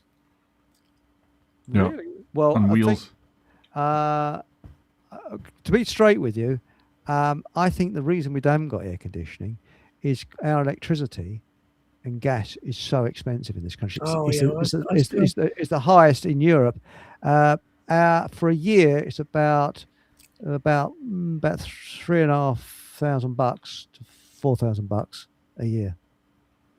That's high. Whereas in France, it's 700.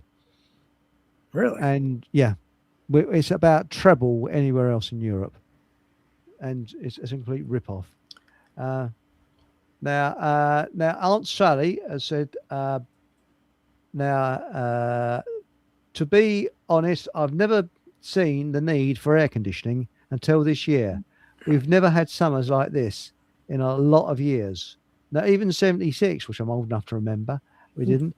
Pink Planet says, I got a bikini on, Eric. My word, steady on, A steady little more on. information than we needed to know. Well, that's right. I needed to. What's that stuff? What's that stuff they put in the tea in the army? What's it called now? Yeah, I need an intravenous of that to sort of calm, But no, it's that pink. What we got here? Yes. Here we are. Pink Planet says White Gold by Giles Milton is worth the read about Barbary slavers. Yes, that's right. But What's happening in Wisconsin? And I mean, I guess Virginia. Are you being flooded with immigrants in Virginia and Wisconsin? You go first, Donald. Yeah, well, I mean, I've noticed that I have no difference at all. I don't know where ICE is, but I mean, if they were around here, I could direct them to the local Home Depot and place like that where it's pretty obvious where they're at. You might want to just go out and show up at those places. But again, they don't do that because they don't want to solve the problem, obviously. But yeah, I don't.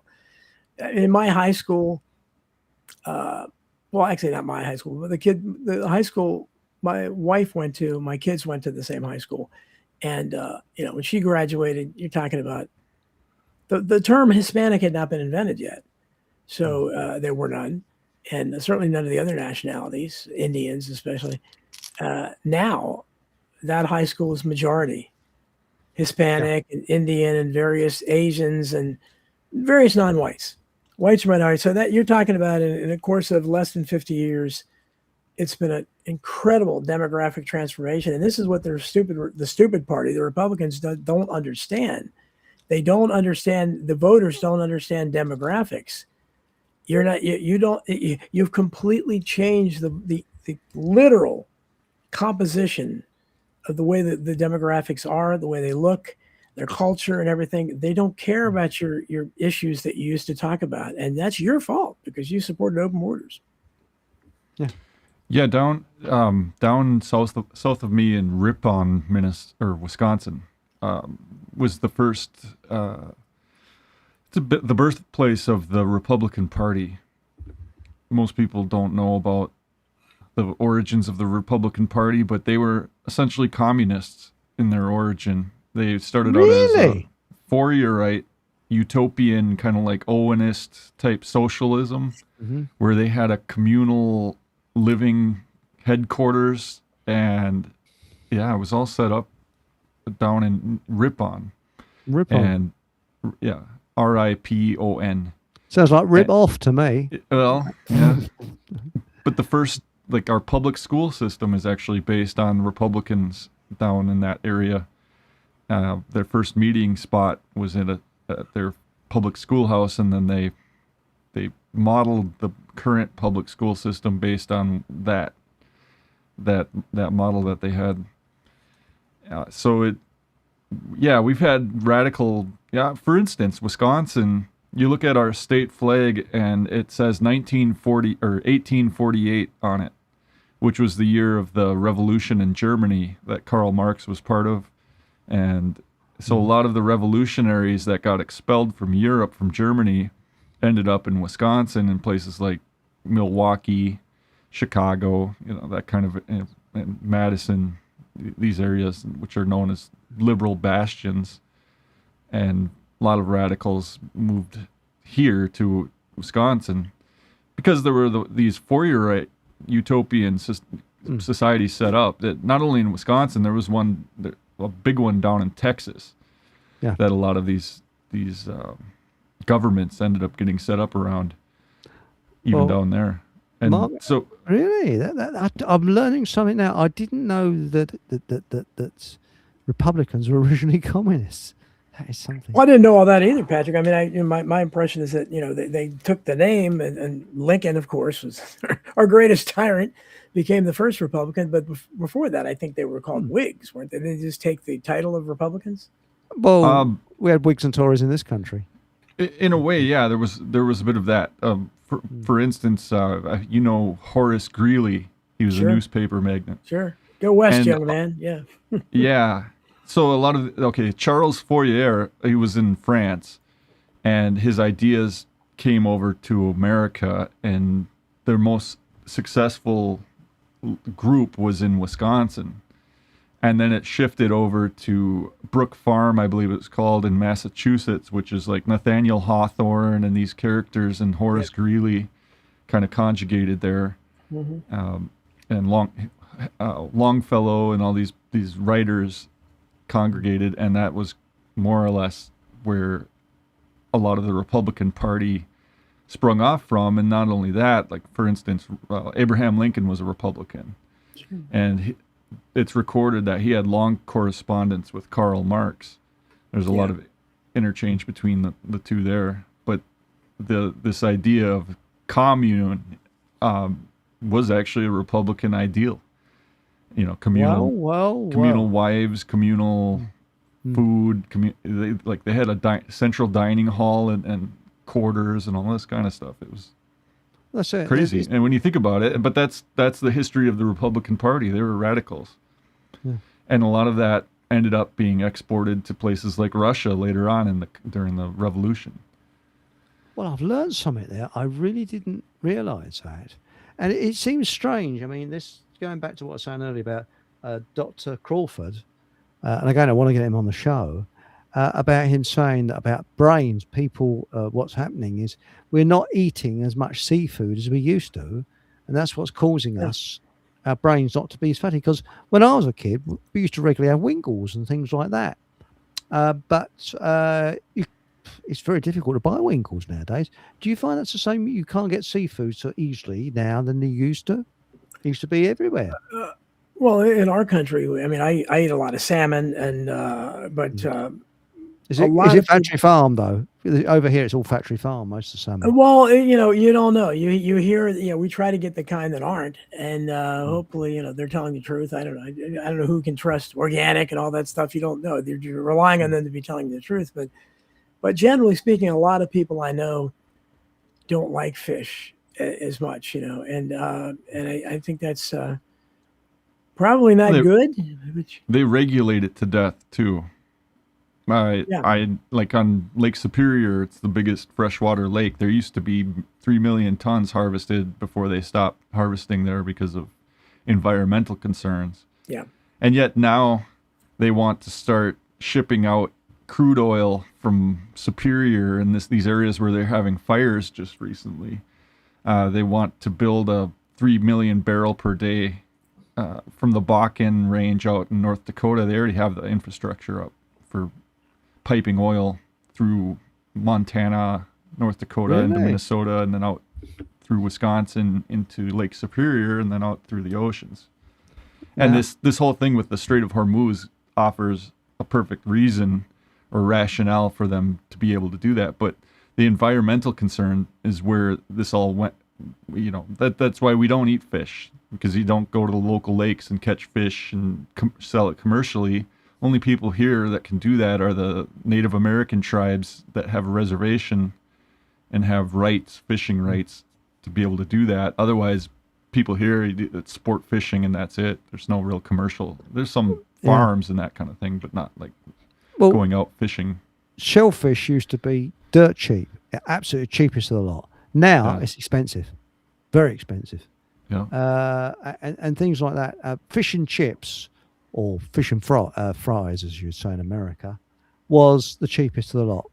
And they put taxes on it, VAT, which is one of our taxes, and the average person couldn't afford it. It's really expensive now.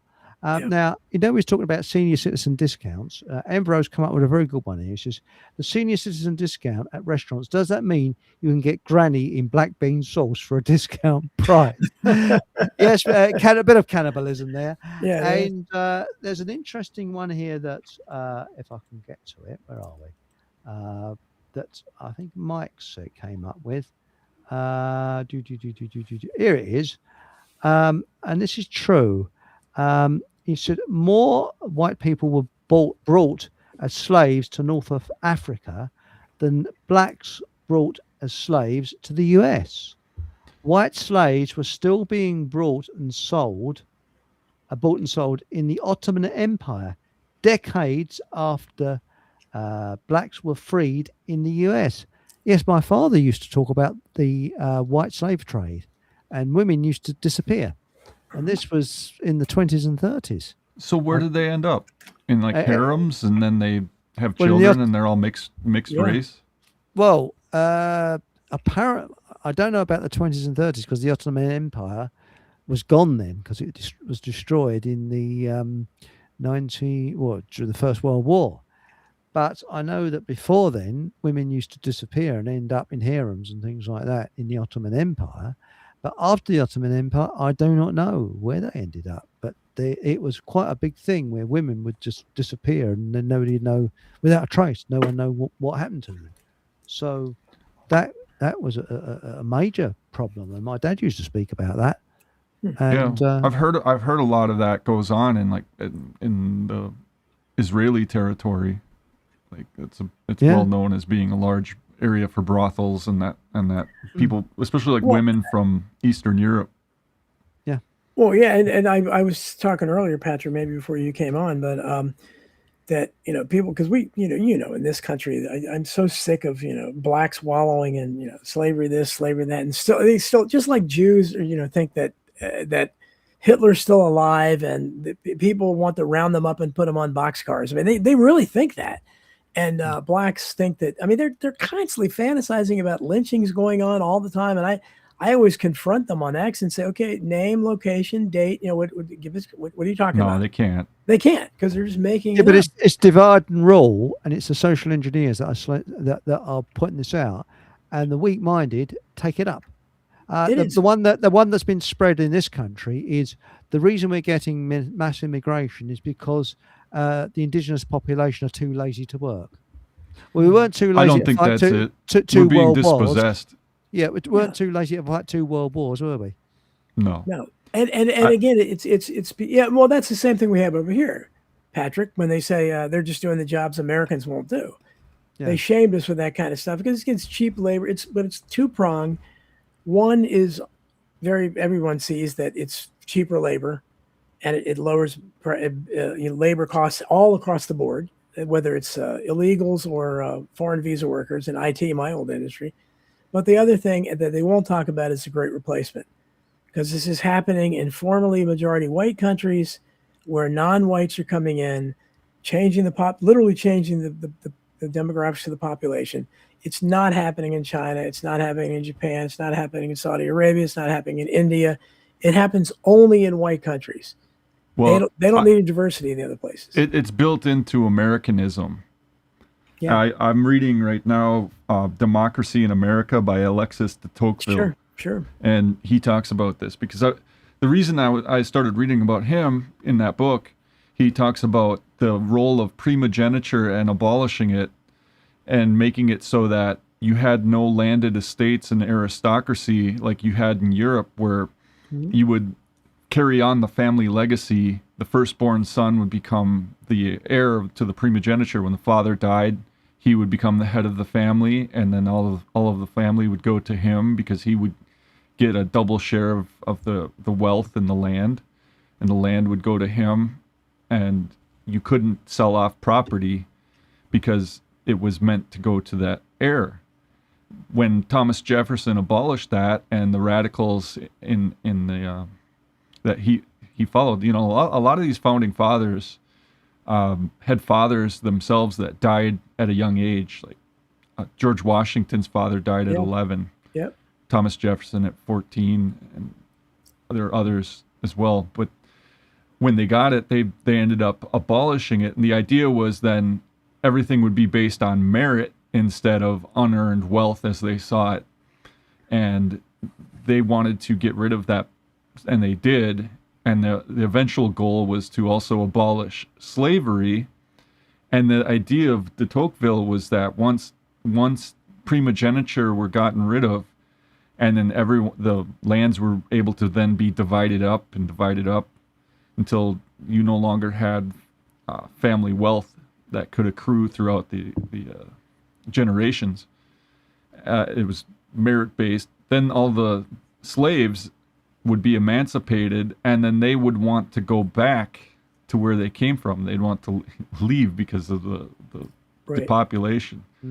And what happened was, in the North, they abolished the slavery sooner than the South. And as a consequence, all of the blacks didn't have any work in the North because they were dispossessed in a way where under the previous system they were taken care of. So in order to be able to be worth for their labor to be worth anything, they had to go south, and a lot of the people that had slaves ended up selling them south. And then everybody in the North then had to compete with the labor in the South, and they couldn't do it. So then that later led to a civil war. So this whole idea of abolishing that birthright, that inheritance of property, led to a civil war and to our current state. And it's been an American tradition ever since. And everywhere that's tried to emulate America has come up with this problem of labor, because you have no property that can sustain the family, and everybody's out competing with each other for their labor. And they're still rich people, but their main focus then is to buy up all the land, so then no one else has land that they can thrive on, and it's just a terrible system. And then they end up bringing in cheap labor to subsidize, the fact that they can't hire the native labor, because the native labor is already set, and the Tocqueville goes into it. That's interesting. But is it the same where you are, Patrick and Donald, where we used to have industry? We've got no industry now. There's none. The only industry we've got is a service industry. So kids are leaving school, and all they can go into is turning hamburgers over or driving delivery trucks, and that's it basically. There used to be local industries around. No. For example, none there was, I don't know, did you ever get Wisdom toothbrushes in America? Very famous toothbrushes. And they were made in Hartford. Hartford was the capital of Wisdom toothbrushes. And they went out of business, talking about the 1980s. And what happened is there were people that worked at Wisdom for generations. And it was father to son. And they worked on these machines. They knew them inside out. And they closed the whole works down, and I believe they shipped it or they moved to China. Yeah. And a chap took his redundancy pay, went up to the top of a multi-story car park and threw himself off. And there's a lot of suicides like that, because it was handed from father to son. They were very proud of their work, and there were craftsmen, for example, in Sheffield, which is famous for steel, that these people in suits don't understand, that had crafts that were a particular skill that you just couldn't repeat. And it's the same in America. I've got a standard spirit level that my grandfather bought for my father in 1945-46, and it's American spirit, and it was absolutely incredible, and I still use it. It's a spot on, and it was a beautiful piece of machinery. You look at modern machinery now, it's not built to last. It falls to bits, and it's made in China. Do you know of anything that's made in America? Very little. Almost nothing. And that's, I'm sure it's the same. It's all across the country, so I'm sure that's in Wisconsin as well. How are people surviving? I don't know how people survive. Yeah, I work for a manufacturer. We manufacture hearing aid devices, plastic pieces, and that kind of thing, which is a Chinese, direct competition with Chinese manufacturers in a way. But it's been grandfathered in with the customer base that we have. Yes. So that's amazing that we're building anything. Because I know the last TV, Zenith was the last company in America that was putting out electronics like TV, and so and that's gone, long gone. So but again, you mentioned Reagan, just as in Thatcher. A lot of this started in the 80s. They outsourced our industry, and a lot of it had to do with the immigration that was increasing coincidentally at the same time, because cheaper labor was coming in. And the usury, the credit cards came in like 73. You really had a lot of that. And then the native labor gets addicted to that cheap credit, and then they get in debt to the mortgages and then they're competing. Then the richer people bring in the cheaper labor that aren't tied to those things. Right, and they took the cheap labor thing to its logical extent, and they just said, we're going to move the entire thing offshore. So they outsourced, and that's the best you could get here. The people lost their jobs, and they'd outsource it to, a lot of times, to foreign visa workers. But many times, as you mentioned, they would move their factories to Mexico or Taiwan or China or wherever and pay slave labor there. And then Trump, when he was running in 2016, he was running against the TPP, where they wanted to import Asian workers here and pay them the same wages they had back there, and they'd be living here. That was just ridiculous. Yeah, and that's the reason that he won. He said so many great things. He really did, and he just unfortunately didn't mean anything. But he was the first. He was one that everybody reacted to it because it was obvious.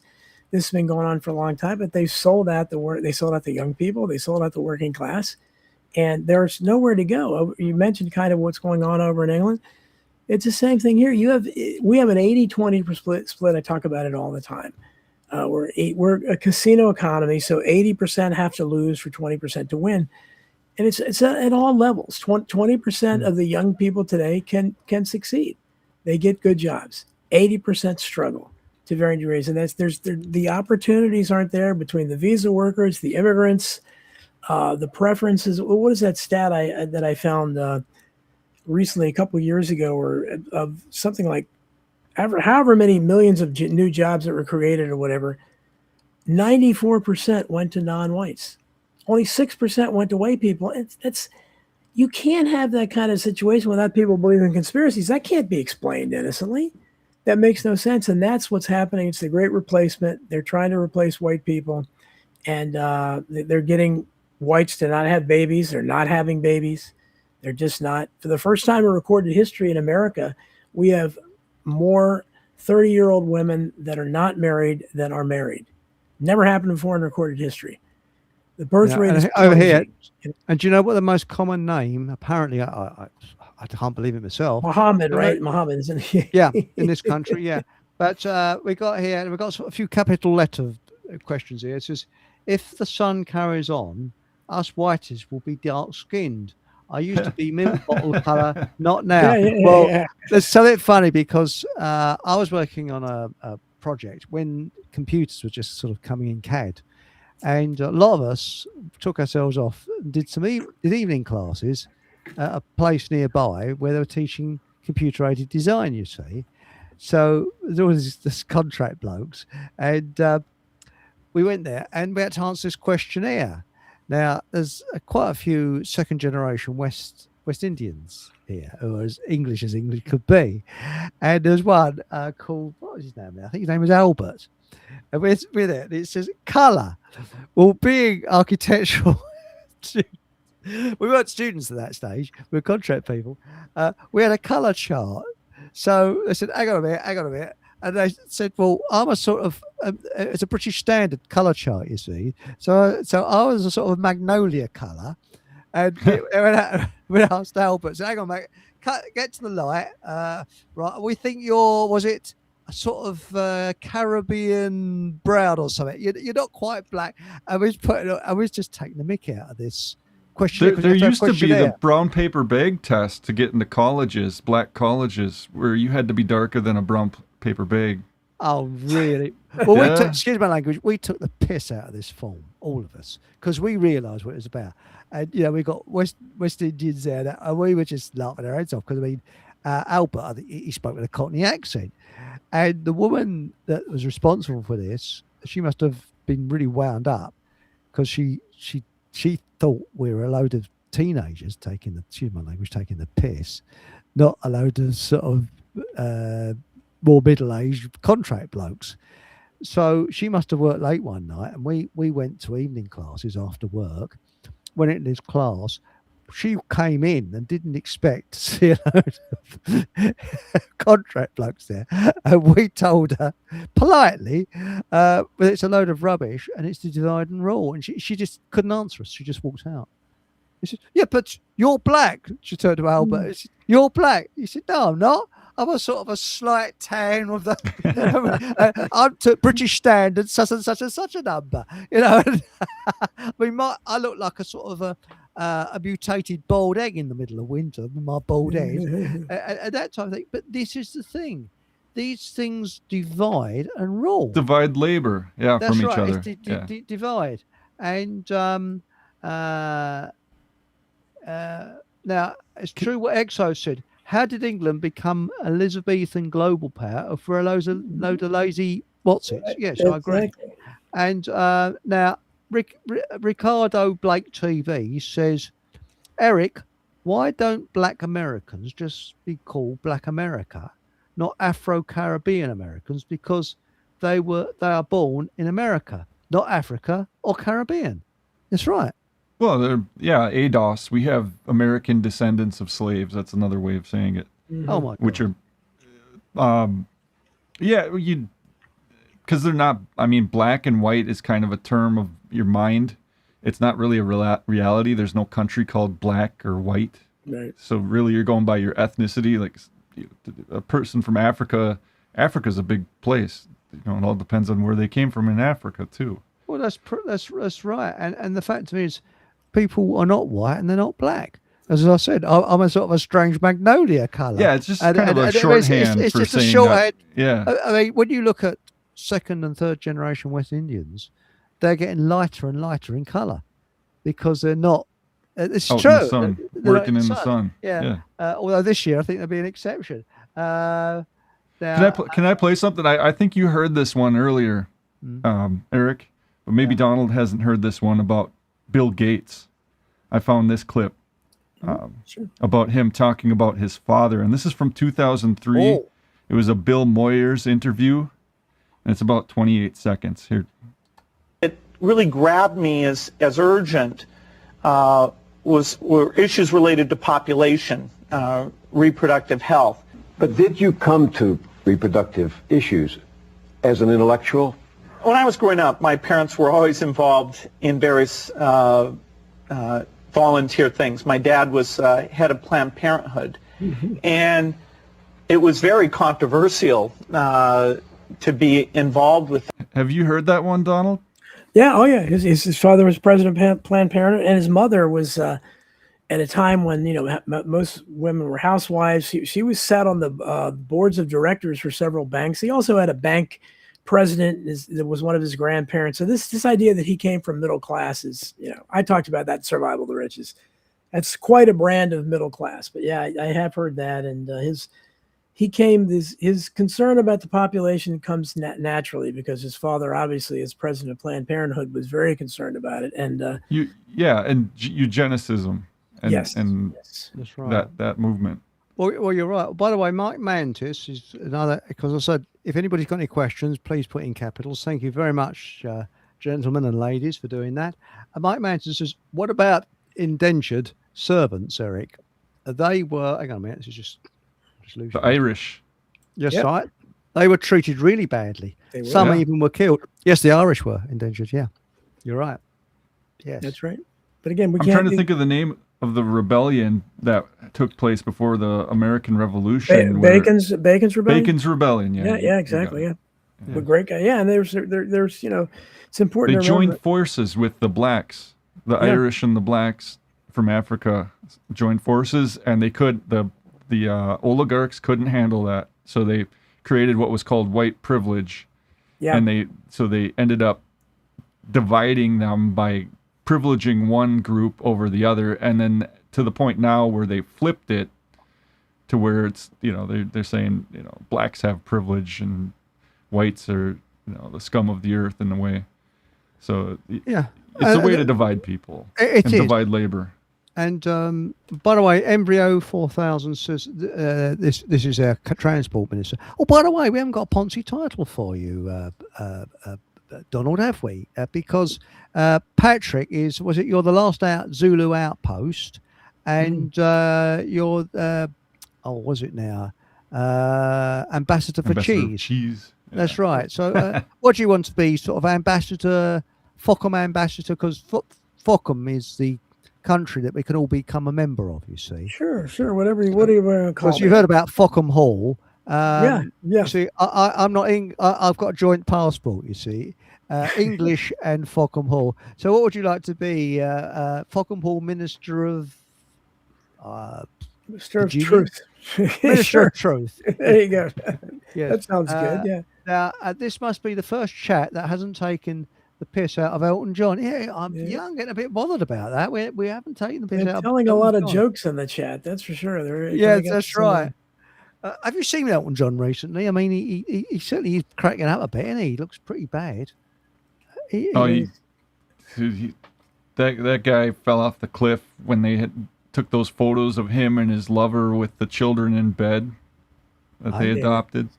It's kind of like Pete Buttigieg here.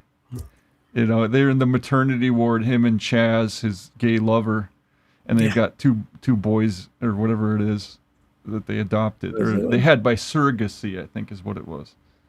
I talked about Dylan earlier, and it just there's so many. Bruce Bob Springsteen Dylan? up there. Yeah, I saw him a couple weeks ago, and just awful in concert. If it was even him, it might not even been him because you See, couldn't. my uncle was friends with him.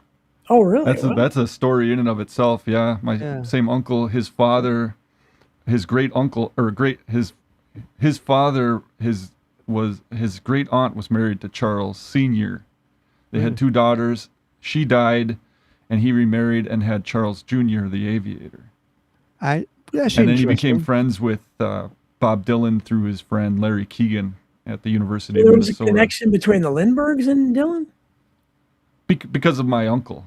Oh, because wow, being friends with him. And Larry Adler, he was American, but he lived in Britain because he didn't like America very much. He couldn't stand Bob Dylan because he said that he doesn't know how to play the harmonica, and Larry Adler was a harmonica player. Do you remember Larry Adler? A long time ago. I've heard his name. Yeah. I've heard his name. But and Dylan, I wrote about Dylan recently after I saw him on my Substack because I loved him. I learned to play the guitar, from his songs, and I just, I wanted to be like him. So he really influenced me. And but yeah, I know he can't sing, and he can't play the harmonica either. But he's he's part of the social engineering of getting everybody addicted to drugs in the rock and roll scene. Yeah, sure. I mean, introducing the Beatles to marijuana, and just set the path for, and if you can see, there's the anti-war movement to be discredited when it could have done something. Yeah, and there's a great scene. It might be in Don't Look Back. I don't know if it's that documentary or not, but it's a scene of when John Lennon, the Beatles met Dylan. John Lennon and Dylan are sitting in the back of a taxi cab or a limo or something, and they're just talking. And Dylan is so high, he's just giggling and talking gibberish. And you can see in the course of the 5-10 minutes, whatever, Lennon's demeanor changes. So you can see how irritated he's getting. And at the end, he just starts basically ragging on Dylan and just making fun of him. It's embarrassing to watch. I mean, I don't know if you've seen that, Patrick, but it's because Dylan, admired him, but he was so out of it. And he wasn't, of course, Lennon would become a heroin addict himself, but it's very interesting video, enlightening to see that. But Bob Mike Mantis says that Bob Dylan sounds like he swallowed a kazoo. Yeah. But now Exo said, great story, the Lindbergh one. Yeah. Lots more going on. What happened really with the Lindbergh baby? That is a big. Oh, I wrote about that in it's Crimes and Cover-Ups. I have a whole section on that. Yeah, he's. That's there's one where people have mentioned the non-Irish in that as well. But really, yeah, they have, because Lindbergh's father was a congressman who was one of the big opponents of the Federal Reserve Act, and then Lindbergh himself was accused of being anti-Semitic. He made comments about Jews, and he was part of the America First Committee, one of the most famous people that wanted to keep us out of World War II, and.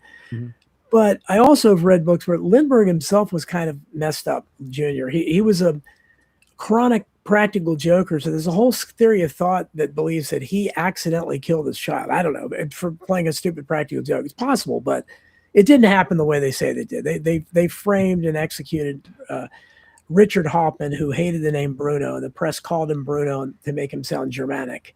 And they said, but it's a travesty of the evidence against him was nothing. I mean, he had time cards to show he was so far away from the estate in New Jersey on the night in question he couldn't have done it. They doctored the time cards. One of the aspects too is the grandfather of the child was also, I think he was one of the head honchos at Lockheed Martin that was involved in. He was also the ambassador to Mexico, because Lindbergh's wife he married the ambassador's daughter to Mexico. And so there was more going on than just Lindbergh's, but at the same time there's also other conspiracies about what happened, like Julius Streicher had in his Der Stürmer magazine about a possible ritual murder. That's what I was going to say. That's where the non-Irish come in, because it happened around Passover, the time of year that supposedly, Purim. If that happens, Purim. So the people said, of course, he would have been a logical candidate, I guess, because he certainly was an enemy. But Pink Planet asked me, what is my channel? My YouTube channel is It's a long thing. You have to search for my name, but my Substack, where you can find most of it, is donaldjeffries@substack.com. I protest. That's easy to find. That's where you can find the most about me. I write regularly there. No, you reminded me of something. Woody Guthrie made a lot of music making fun of Lindbergh. Oh, did he? And he was a big influence of Bob Dylan. Yes, he was. And that, so it's a very interesting Eric was talking about commies. Woody was probably a communist. I mean, he was. Yeah, he would have said he was. He said, "I hunt fascists" on his. I think he had on his guitar or something. Which fascist, I guess, was any enemy of communism. I'm sure he thought Lindbergh was a fascist. And I'm sure Bob Dylan was part of that crowd too. I mean, yeah. Oh yeah. If you want to read a biography that's interesting, is his friend Lewis Kemp wrote a one called Bob and Me. Well, what's the story? Kind of connecting Lindbergh and Dylan again is a guy named Anthony Scaduto, who is a typical liberal journalist. He's the one that really first started the controversy about the Lindbergh baby kidnapping with his book on it back in the 70s. And he worked with Haltman's widow, who was still alive and fighting for the truth. He interviewed her and everything. But Scaduto also wrote a great biography on Dylan. Just kind of matter, really? Kind of a strange connection. Yeah. Strange. We can't go through this program unless there's actually an Elton John though. Oh no. And Mark Anthony. Oh, no. Why does Elton John play the piano? Because he sucks on an organ. And here we are. We're saying goodbye to Food for Thought Radio, but we're still carrying on. That's great stuff. Here we go. Who is this singing again? I don't know. Oh, you don't know? Oh, I have it somewhere. This is Eric's humor. Yes. From the 30s. He's doing it all day long. It's better than any song. Though it isn't very pretty, you've got to admit it's cute. So all together let it go. Eat more fruit. You have been listening to Fockham Hall with Eric Von Essex. Remember, whatever you do, have a bloody good laugh. How eating fresh vegetables can boost your well-being and energy levels. It's nature's... Is it really? Here we go. Well, thank you very much. We said good night to Food for Thought Radio. We're still broadcasting live on well, I'm going to have to go in a few minutes as well, too. I love that. I do want to say EXO said there's a documented footage of a Jewish journalist type who goes through Dylan's trash can. That's A.J. Weberman. Very interesting guy. I've communicated with him before. He wrote an underrated book. He co-wrote an underrated book on the JFK assassination, Coup d'etat in America. But he was obsessed with Dylan, and he did go through his garbage. And Dylan, I think, put out a restraining order on it or something. But he's an interesting guy, though. I think he blocked me on Facebook for a while. But he's can never tell where he's coming from, because he would. At the time, it would almost seem like he was denying the Holocaust, but then he was obsessed with the Jewish Defense League, and he was calling everybody anti-Semitic. I could never figure out what he was coming from, but he was maybe crazy, but he was a real interesting guy. He was a pretty good researcher. Well, my attitude is I want the truth. I don't give a damn what it's got warts and all, as they say. But I think that what gets me is that. Whenever there's censorship, truth doesn't need censorship. Absolutely, because it's pure. Absolutely. Whereas censorship needs to be, shall we say, aggressively guarded and that, etc. And I think the truth is coming out. The real fact of the matter is, as I look at it, there's always innocent victims everywhere. It's hard. And when people capitalize on it, that's when I think it does the innocent victims a big disservice. And that's what's happened. It's hard to keep the truth suppressed in this age when you have so many, like we were talking about black pathological behavior earlier, Patrick, and I said it's hard to contain it because of cell phone videos. There's so many of these videos showing it, you can't deny it.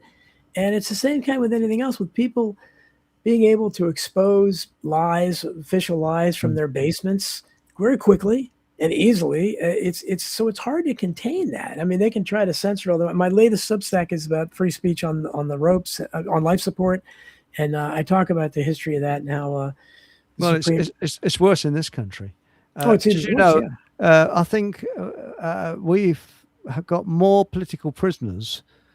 I think it's something like 2,000 political prisoners, whereas in Europe it's about 700.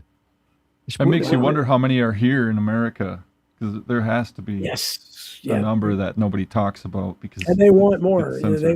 They would love to have more of, and they believe me, they want a lot more people up than they have. But when you was when we were growing up, Donald, do you remember that? I don't know if it's the same in America, but people used to say, "You can say what you want, and we live in a free country." We fought for that during World War II. Yes, of course. But nobody says that anymore because and I don't agree with you, but I'll die for your right to say what you want. That's right. That's what they. And another one. Sorry, I didn't mean to cut across you. Chivalry. Where has that gone? Chivalry has gone down the toilet because my mother said. I mean, my mother was a teenager during World War II. And she used to walk around, and there was loads of American forces here, Canadians, obviously British forces, and all kinds of men. And she knows that if any man did something that was not right, there would be about 20 blokes jumping on that man, stopping him, because men were chivalrous. And the reason there were so many GI brides, as they called, English women that went... We call them war brides here. They're war brides, is because... the men were so chivalrous. They would be very polite and that. Absolutely. And there was a case in, where was it now? It might have been in Bedfordshire. No, I think it's in the Midlands, where there was a black group of American forces, and they were exceptionally polite. And they had a colour bar or something. I don't know fully about it. But they came into a pub, and there was mainly sort of white forces there, and they said, "I'm sorry, you're not allowed in this bar." And the English barman said, "Yes, they are. This is my bar, and if I say it, we can." And it turned out into a big punch-up. And the English supported the black troops. Oh, that's great. I would love to stay, guys, but I got to run. I hate. Thanks a million for coming on. I love your show. Please ask me anytime. We'll have to talk about Tucker Carlson's third party here next time. Yes, and also the programs that you're on. If you give them a quick plug, you're on. I am on America Unplugged every Saturday at 12 noon on my YouTube channel, which it's a long thing. You can find me on YouTube. What's that? I just worked out what the English. 1, 2, 3. No, that's it. 6 o'clock our time, I think, wouldn't it? Because you're 5 hours back. Well, you can get there's a podcast version of America Unplugged. I know of because I pick it up. And there's AmericaUnplugged.com has all the American and all my shows. My I Protest podcast that I host. Yeah. That is every Friday at 5 p.m. Eastern, so that would be 10 p.m. Eastern, I guess your time.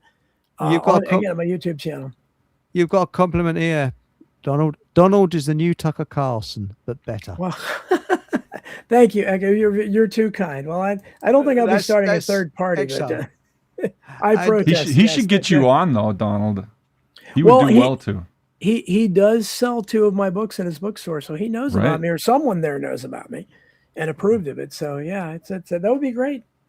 I'm willing, but we'll see. But again, I thank you guys so much. I wish I could stay longer. Jeff Rents, give our regard. And as I say, Jeff Rents, bloody interesting. He's really good. Yes, he is very much. Yeah, you can listen to me there every Monday at 9 p.m. Eastern on rents.com. So anyhow. At 9 p.m. that would be bloody hell. That would be in the middle of the night for us. It'd be late, like 1 a.m. or something. So if you're sitting up late, nothing better to do than thanks. Good seeing you, Patrick. Good talking to you. See you, Donald. Thanks, mate. Cheers. We'll speak soon. Thank you. Coming up soon. Thanks. Bye. Take care. That was good, wasn't it? Real good, and that is. And before we go, how's things in Wisconsin apart from being bleeding hot? It's not too bad today, but it's been getting pretty hot. Not too bad. I'm enjoying end of summer, leaves, you can already see it, and it's so dry. Yeah. No, it's not, just like you, it's dry here. We need rain. Well, we get So, blackberries. They're normally around sort of mid-August. They're ready already. And ready already. That sounds a bit like Ready already. Ready already, my life. I went blackberrying the other day, and no, it was what's happened. They're very small, and they're very gritty, but very sweet. That's the problem. You know, but very Well, nice. it's kind of like grapes and wine. Certain years are better than others, and sometimes it's a dry year might actually be better for wine.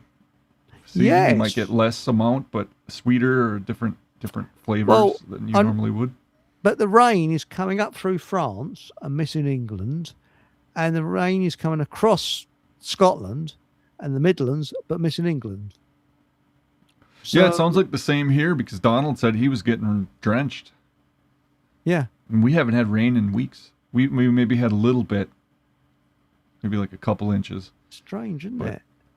Usually I'm mowing the lawn like every week. Yeah. And this year it's been like every 2 weeks, 3 weeks. Well, you know, it's. I actually do think it's engineered for this, because deliberately, because they're killing our farmers. They're trying to get rid of our farmers. Yeah, and, it could be a cycle crops, too. Yeah, but yeah, you never know what's going on. That's right. With the fires, they can do that anywhere now. You know, they just take up a drone and go and start a fire somewhere, and it's all computerized. They don't even have to be there. Now, your second girlfriend has said here, Pink Planet, we missed you, Patrick. Where have you been? So there we go. Yes. So we won't say because, you know, lovers' tea. Tired today. You sound a bit tired, lazy. mate. Yeah, I was tired. I didn't get a good night's sleep last night for some reason. And I had a weird dream, and it's just like, I didn't get back to sleep. And then I stayed up and listened to Ray Bow, which is what Paul sometimes is on with her. Yeah. Listen to that in the morning. I normally don't catch her first hour or 2 hours, but this time I did. I said that I wouldn't have a politician on the show, and loads of people, because Andrew Bridgen, who's a politician, who's a bit of rebellion, he was an ex-politician. He was actually on one of Food for Thought radio shows, apparently. Well, you know what? Jesus ate with publicans and prostitutes, so yeah, why not? So that's right. So I'm going to contact him, and Steve's up for it, and we're going to have a gentlemanly, polite. You're welcome on, and I think that it'll be a polite conversation, and Steve's going to try and convince him that we don't need government.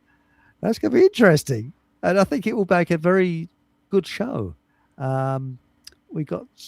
Because he's, I wouldn't say he's a dyed in the wool, but he's come round a lot, and he's found out that things aren't quite what they seem to be in politics, and really, when you look at how corrupt politics is, for example, the price of gas in this country. I'm talking about petrol, by the way. I'm saying that. Yeah, I know what you mean. We call it gas. You call it petrol. It gas. We call it petrol.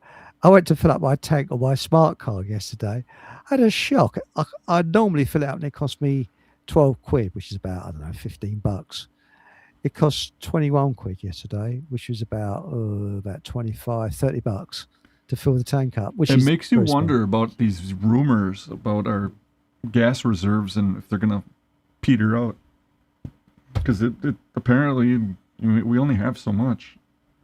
We have reserves that is reserved to the military itself, and they have to give the order that they can release it. So there's it's not like it's going to completely run out, but that's right. It makes you wonder how much of this is staged and how much is real. Oh, six player. This is Steve. I was talking about Andrew Bridgen. He said, "Polite? Who, me, mate? You're a perfect gentleman. You'll definitely be polite to him."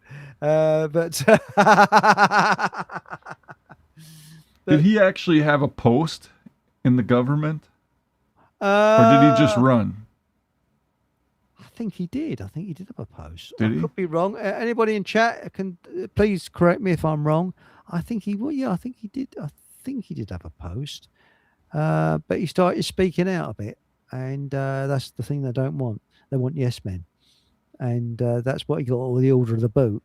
But Yeah, it's you quite pay your interesting. dues and you're good, kind of Well, deal.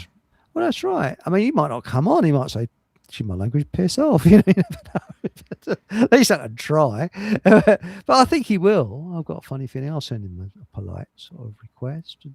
And I think I've seen some of his stuff. Wasn't he outspoken about COVID? Yeah, he was. Initially, he wasn't, but then he came round. I think he's one of these people that has to experience something, and that's the thing. He has to experience it first. You doubt it until you actually see it up close. Yeah, because you can't believe it's true. It's like someone to be that evil or someone to be that dastardly. Now, Andrew says that Andrew Bridgham was the politician for Colville, Leicestershire. That's right. Yes, I had a girlfriend from Colville once. Yes, she got a lettuce. She bought a salad, and she didn't like flies, so she sprayed fly deterrent all over on her salad. On the salad. Yeah, all over a salad. Something wrong there. Yes. But Pink Planet says, Steve, I've got a Swiss Army knife. Well, you can tell Steve that tomorrow night because he's the guest. I've got a Swiss Army toothbrush. Hey? No, you know how Steve, he likes to carry a toothbrush around for self-defense. Oh, yes. Yeah. Boy, that's it. Well, I've got a Sharpie. So I don't know. Oh, yeah, self-defense. Yeah, Swiss. That's right. Swiss Army Sharpie. Is it Swiss? I think they're American, and they Sharpies. I don't know. No, I'm joking about the Swiss Army. It is bloody good advice, though. Oh, no doubt. Yeah. And it's useful. You need a toothbrush. You go somewhere, you got a toothbrush. Right. Well, this is interesting. Double purpose. I don't think, this is Mark Andy says, I don't think Bridget will go on with Steve. What about if we don't tell him that he's coming on with Steve beforehand? Yeah, come on. He will. Let's face it, if he's a politician, he can talk his way out of anything. Yeah. And I think it's a good match. Nathan's keen on coming on as well, but I've got to be neutral on that. And it will be, they can come on, but I don't want to see that we're ganging up. And I think that, you've been an American, you could be a little bit neutral, and also, I don't know. Americans get involved in too many things that are none of their business. That's part of the problem with Americans. Yeah, but I know but you're not. I can explain it. It would be like me talking to one of your senators. I wouldn't be that much involved. And also, Anorak has seen Bridgen and likes him, so I think it would be quite equal. I really do. I think it would be a very interesting show, and I'd ask people beforehand questions they've got for Andrew Bridgen. Whether you stay up for the full 2 hours, I don't know. But who knows? And Steve has said Swiss Army knives are great. Yes, I know because I've got one. I've got several of them actually. They're bloody good. Can you still get them in the States? Of course. They are good quality. You can get all sorts of fun stuff in the States. You have better equipment. Fun toys. I know that your Army surplus is far superior to our Army surplus. Although I think the German and Austrian is probably the tops. I don't know. I think they treat our soldiers like garbage. Some of these things. I've had boots from Army surplus, and it's just like, these are the most uncomfortable things I've ever worn. How could a soldier stand wearing these for 20, however long they have to do a thing, a drill or whatever they do? Well, I have to ask Steve about that tomorrow night because we have. And don't get me started on MREs. Oh, that's those things are terrible. They're terrible. I bought some cheap off a market stall, and they are absolute shit. I was listening. Now that you mentioned this topic, or that you made me think of it, I listened to Nima. I forget how to say his last name. He's Iranian, Akhmahav or something like that. Oh, that professor. He's a professor down in Brazil now. I know. And he has this former CIA, who knows if he's former, analyst Larry Johnson on, and he was talking about how he had a mother of a Navy sailor sent him a letter telling him how when his son came back from a patrol for like months, he came back 20 pounds lighter. Like they're feeding him crap. He looked emaciated. And it just makes you wonder. And then he was at some other event and he asked a Marine's mother about how they were feeding him, the Marine, and like I think she got all angry because they were feeding him dog food basically, not much. Look at this country during the war. I mean, the Americans entertained the British troops before they went over on D-Day, and they wouldn't touch English MRE or the equivalent. It's just garbage. They just wouldn't touch it. This is crap, British stuff. But this is the trouble. What's happening? America. I mean, as I say, Donald and myself, we're exactly the same age. We grew up in a time where America was great. It really was great. All right, it might have been a lot of bullshit about the moon landings and things like that, but it was optimistic. Everything was music was optimistic. Things are fantastic that are going on. America made the first breakthrough with colour television and things like that. It's all dead. It's all gone now. What's gone wrong? I mean, did you? Well, like we were talking about before, the music ended up getting, there was an actual anti-war movement, and that was kind of killed in like 68. They had all those assassinations of like Bobby Kennedy and Martin Luther King and these people that were hopeful that could have brought people together against war. Yeah. And they saturated instead you got music filled with drugs and sex, drugs, rock and roll, Woodstock, that kind of Bacchus type mentality where it's just a big party. Yeah. And there's no, loose morals. People start practicing birth control, having a lot less children. Less chivalry. As a consequence. There's no chivalry. Chivalry, well, the drugs and the alcohol, booze, all that involved. Yeah, there's less chivalry because you're not thinking straight. Well, I was talking about GI brides. American uniforms were high quality. They're gabardine and things like that. And that's what the women fell for. So loads of women. I've actually got a propaganda poster that was dropped to my dad. I think it's in his book when he was in Italy. I think it was Italy, and it showed an American serviceman with a beautiful looking woman, and it said, "Tommy, something about Tommy? Do you know what's going on whilst you're away from home?" And they was working on that. And psychological warfare. That's what ended up becoming the Cold War. Yeah. It was a lot of psychological warfare. The CIA was left over, and they never really demobilized the Americans. And you had all these things like Operation Gladio later on, where they're planting bombs and creating more havoc so they could justify keeping their bases longer in a place. Oh, that's right. Well, we had the American Air Force bases all around Britain. And there's a famous story because they had American Forces Network radio. Yeah, they still do. And in the 50s, I think it was, long before my time, they used to collect. This was good for PR, to blend in with the locals. That they were collecting for charity, and they'd do these events where they say, "We've got Commander such and such a person has said he'd like to bid $20 for us to play Tears or Crying," I think it was, some record called Crying, you see. And it went on and on like this, and they was raising the money for good causes. And eventually, in the background, you could hear this door storm open. "Give me the microphone." It was the actual camp commander. And he said, "I'll pay $150 for not playing that record because that was my wife's favourite record and she just walked off with my best friend and divorced me." And that went out over here. And I mean, that's sad, but yeah. It's sad, but he's probably sitting in his office chewing on his cigar, getting more and more wound up.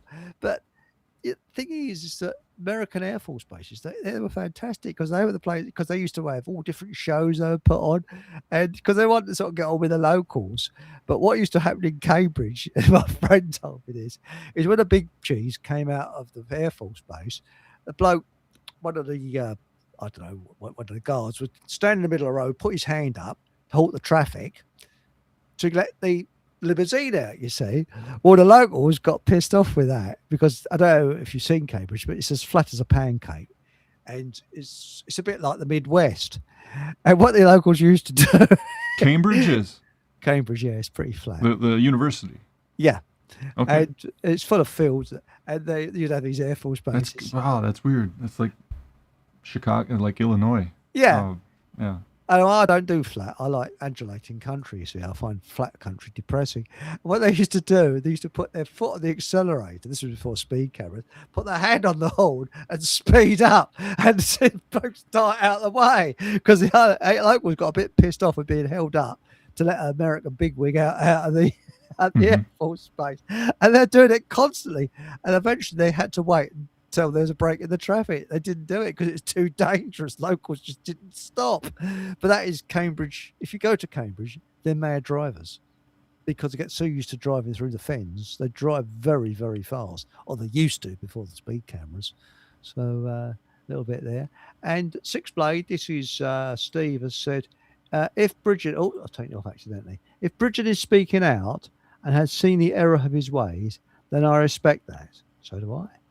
His next step is to understand that authority is an immoral claim of ownership, i.e. slavery. Spot on. And Mark Anthony says, I have a pair of Altberg boots, so have I. They are quality and very comfortable, yes, and they're made in God's country, which is called Yorkshire. So there we go. So, British made. What do you call them? It's called Altbergs. Altbergs? Okay. Altbergs. They are bloody good. I've got a pair. But we have very few manufacturers still making boots in America. Most of them are made in China by contract, but there's one, like I think in Minnesota, called Red Wing. They make boots, and then there's another one out in, I think, Oregon, somewhere around there, Danner.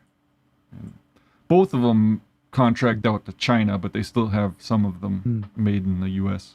These are 100% made in Yorkshire, so I believe, in this country, and the army use them, and they're very expensive to buy brand new. But you can, you can get them army surplus, second hand or overstocked, and I got a pair, and boy, they're comfortable.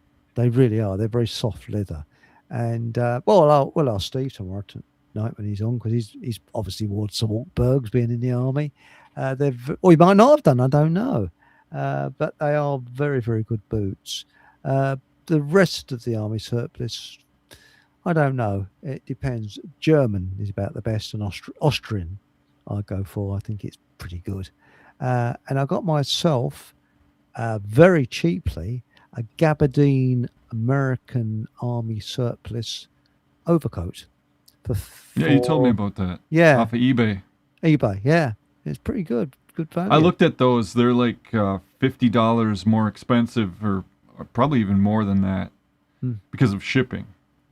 Yeah, it's strange. You've got them sitting over there in the UK, and you got to send them over here, and they're originally from here.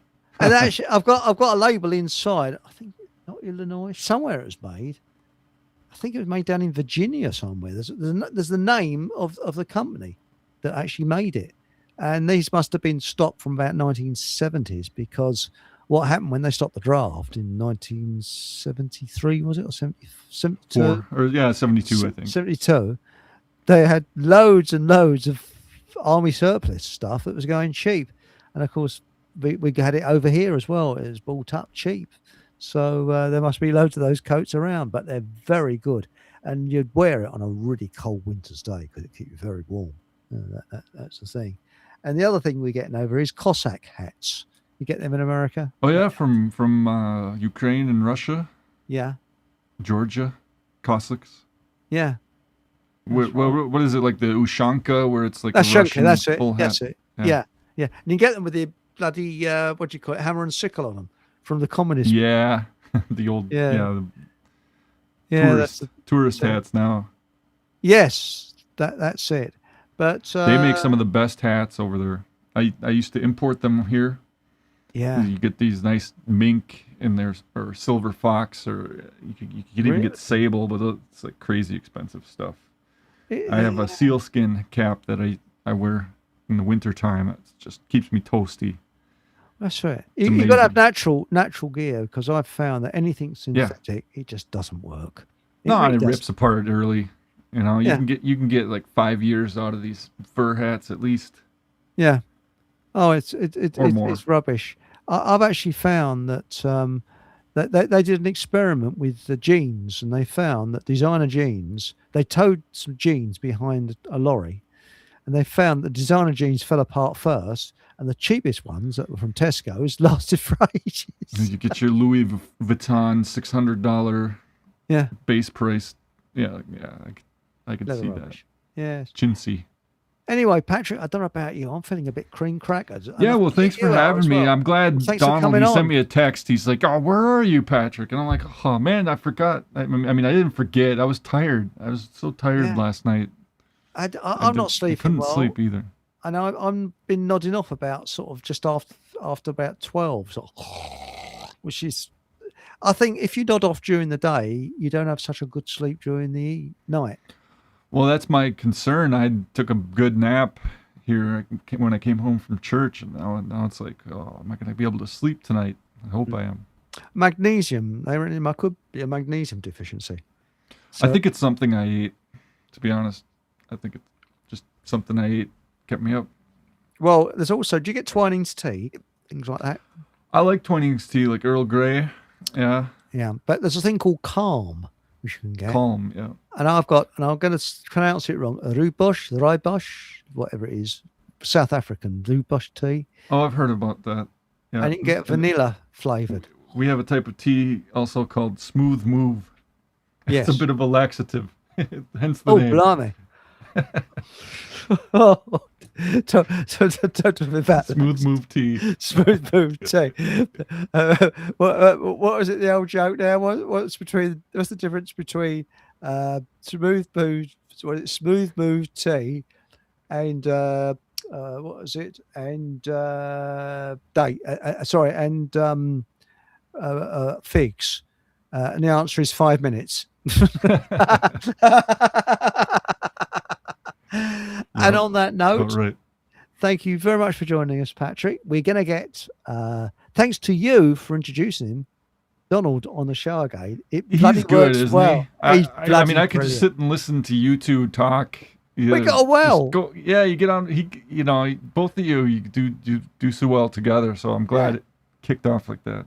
It did, and it's going to be interesting if we get Andrew Bridger on. Please come on if he does come on, because it's going to be quite interesting. Yeah, get Donald on too with them. That'd be kind of cool. Yeah.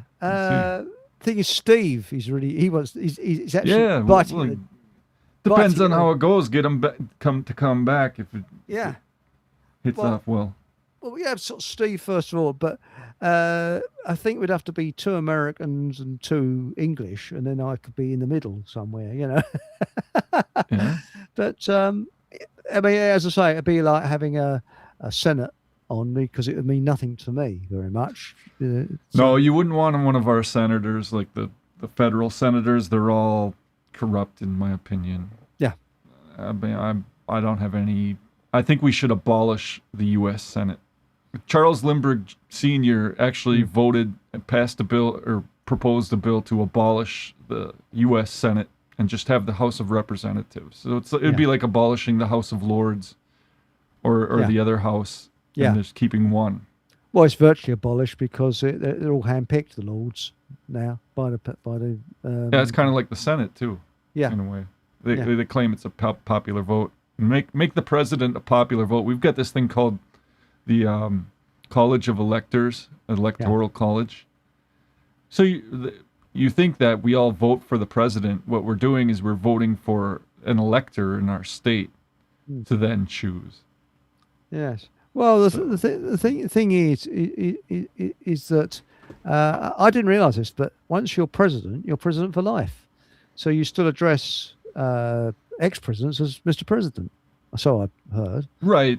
They still call him Mr. President, like Obama's Mr. President and Clinton. Yeah, but over here, Ye- once you're out from being a prime minister, you just go back to ordinary. But all Joe. this stuff, it's like it doesn't matter as long as we're dispossessed of our inheritance in this land. And until that happens, it's not going to feel like our government. Well, that's right. Our system. I want to bring back whatever the it ends family. up being. Sorry, I didn't mean to talk over you there, but I want to bring back the family. I want to bring back, and I want to live in a country where people are where they want to be, not where they're financially forced to be. And if we had that in the world, you would have people living in the countries they want to live in. That's all, and they'll be happy. They'd be making their place beautiful too. Their surroundings, they'd take care of it. You wouldn't have the pollution because it's like, this is my land. I'm not going to make it ugly. I'm not going to pollute it. And no banker's going to take it from me either if I don't pay the property tax or whatever it might be, because they can't take it under the system it used to be. Well, that's right. And they call it feudalism. Well, no, it wasn't feudalism. It's actually superior to what we've got. We've been sold a bill of goods. Well, I knew a second-generation West Indian whose grandfather came over here after the First World War. His father was born here and was actually a navigator in the RAF during the war, and he was born here, and he was one of the most patriotic people I think I've ever met, and he wanted Cornwall to restore its own Cornishness, and what he didn't like was because of mass immigration. He said my grandfather was treated with respect, and so was his father, and he said there's no discrimination or anything like that. That was all, he said he was really treated well. And now he's being treated like the rest of the immigrants, and he didn't like it. He was real rat-ass about that. He really didn't like it at all. he used to work. We've been sold a lie. Yeah. About these things. We have. I mean, he used to work in the drawing board in front of me, and he used to look round at lunchtime because I used to bring in these delicious cakes, and he'd go, I thought, oh, you bastard. You said, yeah, I'll have some. He'd sort of look at give this passion, this sort of look, must say, oh, isn't that a lovely cake? And I just couldn't sit there and eat it. I used to tear it in half, so yeah, I'll have the other half, Sod. Anyway, on that note, thanks, Patrick, and I'm wilting a bit. Thank you very much, everybody. Tomorrow night, Survival Steve's coming on. We're going to have a show where we look at solutions, not problems, solutions to the problems. Good. That's what we need. That's what, and I want it to be upbeat, positive. Yeah, all of these shows and things I listen to, too often it's just about the problems and not enough about solutions. Because everybody's just rehashing the things. They're getting angry. They all take a side and on their little position, and then they get married to it, so to speak, and then they're defensive. And it's like we need to drop that, come up with a solution. Well, this is the thing, and I think we are spending too much time looking at government, looking at what they're doing, when we should be concentrating what we're going to do, what we want, and ignore what they want, and ignore them out. We don't need them. We don't want them. Why should they be breathing down our throats? So I think of the positive solutions to we know what the problem is, we know who the enemy is, what we're going to do about it, and that's it. And I think that so I want we find positive solutions. If you've got a positive solution to anything, fine. Anybody else has got a positive solution, that's it. So that's what we're doing tomorrow night. So any positive solutions, and I'll tell you, I'm going to try and get in touch with Andrew Bridgen. Whether he gets back to me tomorrow night or not, I don't know. I don't think he'll come on tomorrow night, but if he does, well, that'll be fun, won't it? And I don't know if there's anything you'd like to say, Patrick, before shooting off. Well, thank you for having me. I hope you have a good night. It's a pleasure, as always. And thank you very much, everybody. Remember to shove your thumbs up. Please consider subscribing. I'm not saying do, but please consider it. Thank you, Patrick, for introducing me to Donald, because if it wasn't for Patrick, Donald wouldn't have come on. There's also some other guests lined up. I won't mention anything. I keep tight-lipped until they're coming on. And we might have an extra guest tomorrow night. surprise. So let's wait and see. And remember, whatever happens, have a bloody good laugh and good night.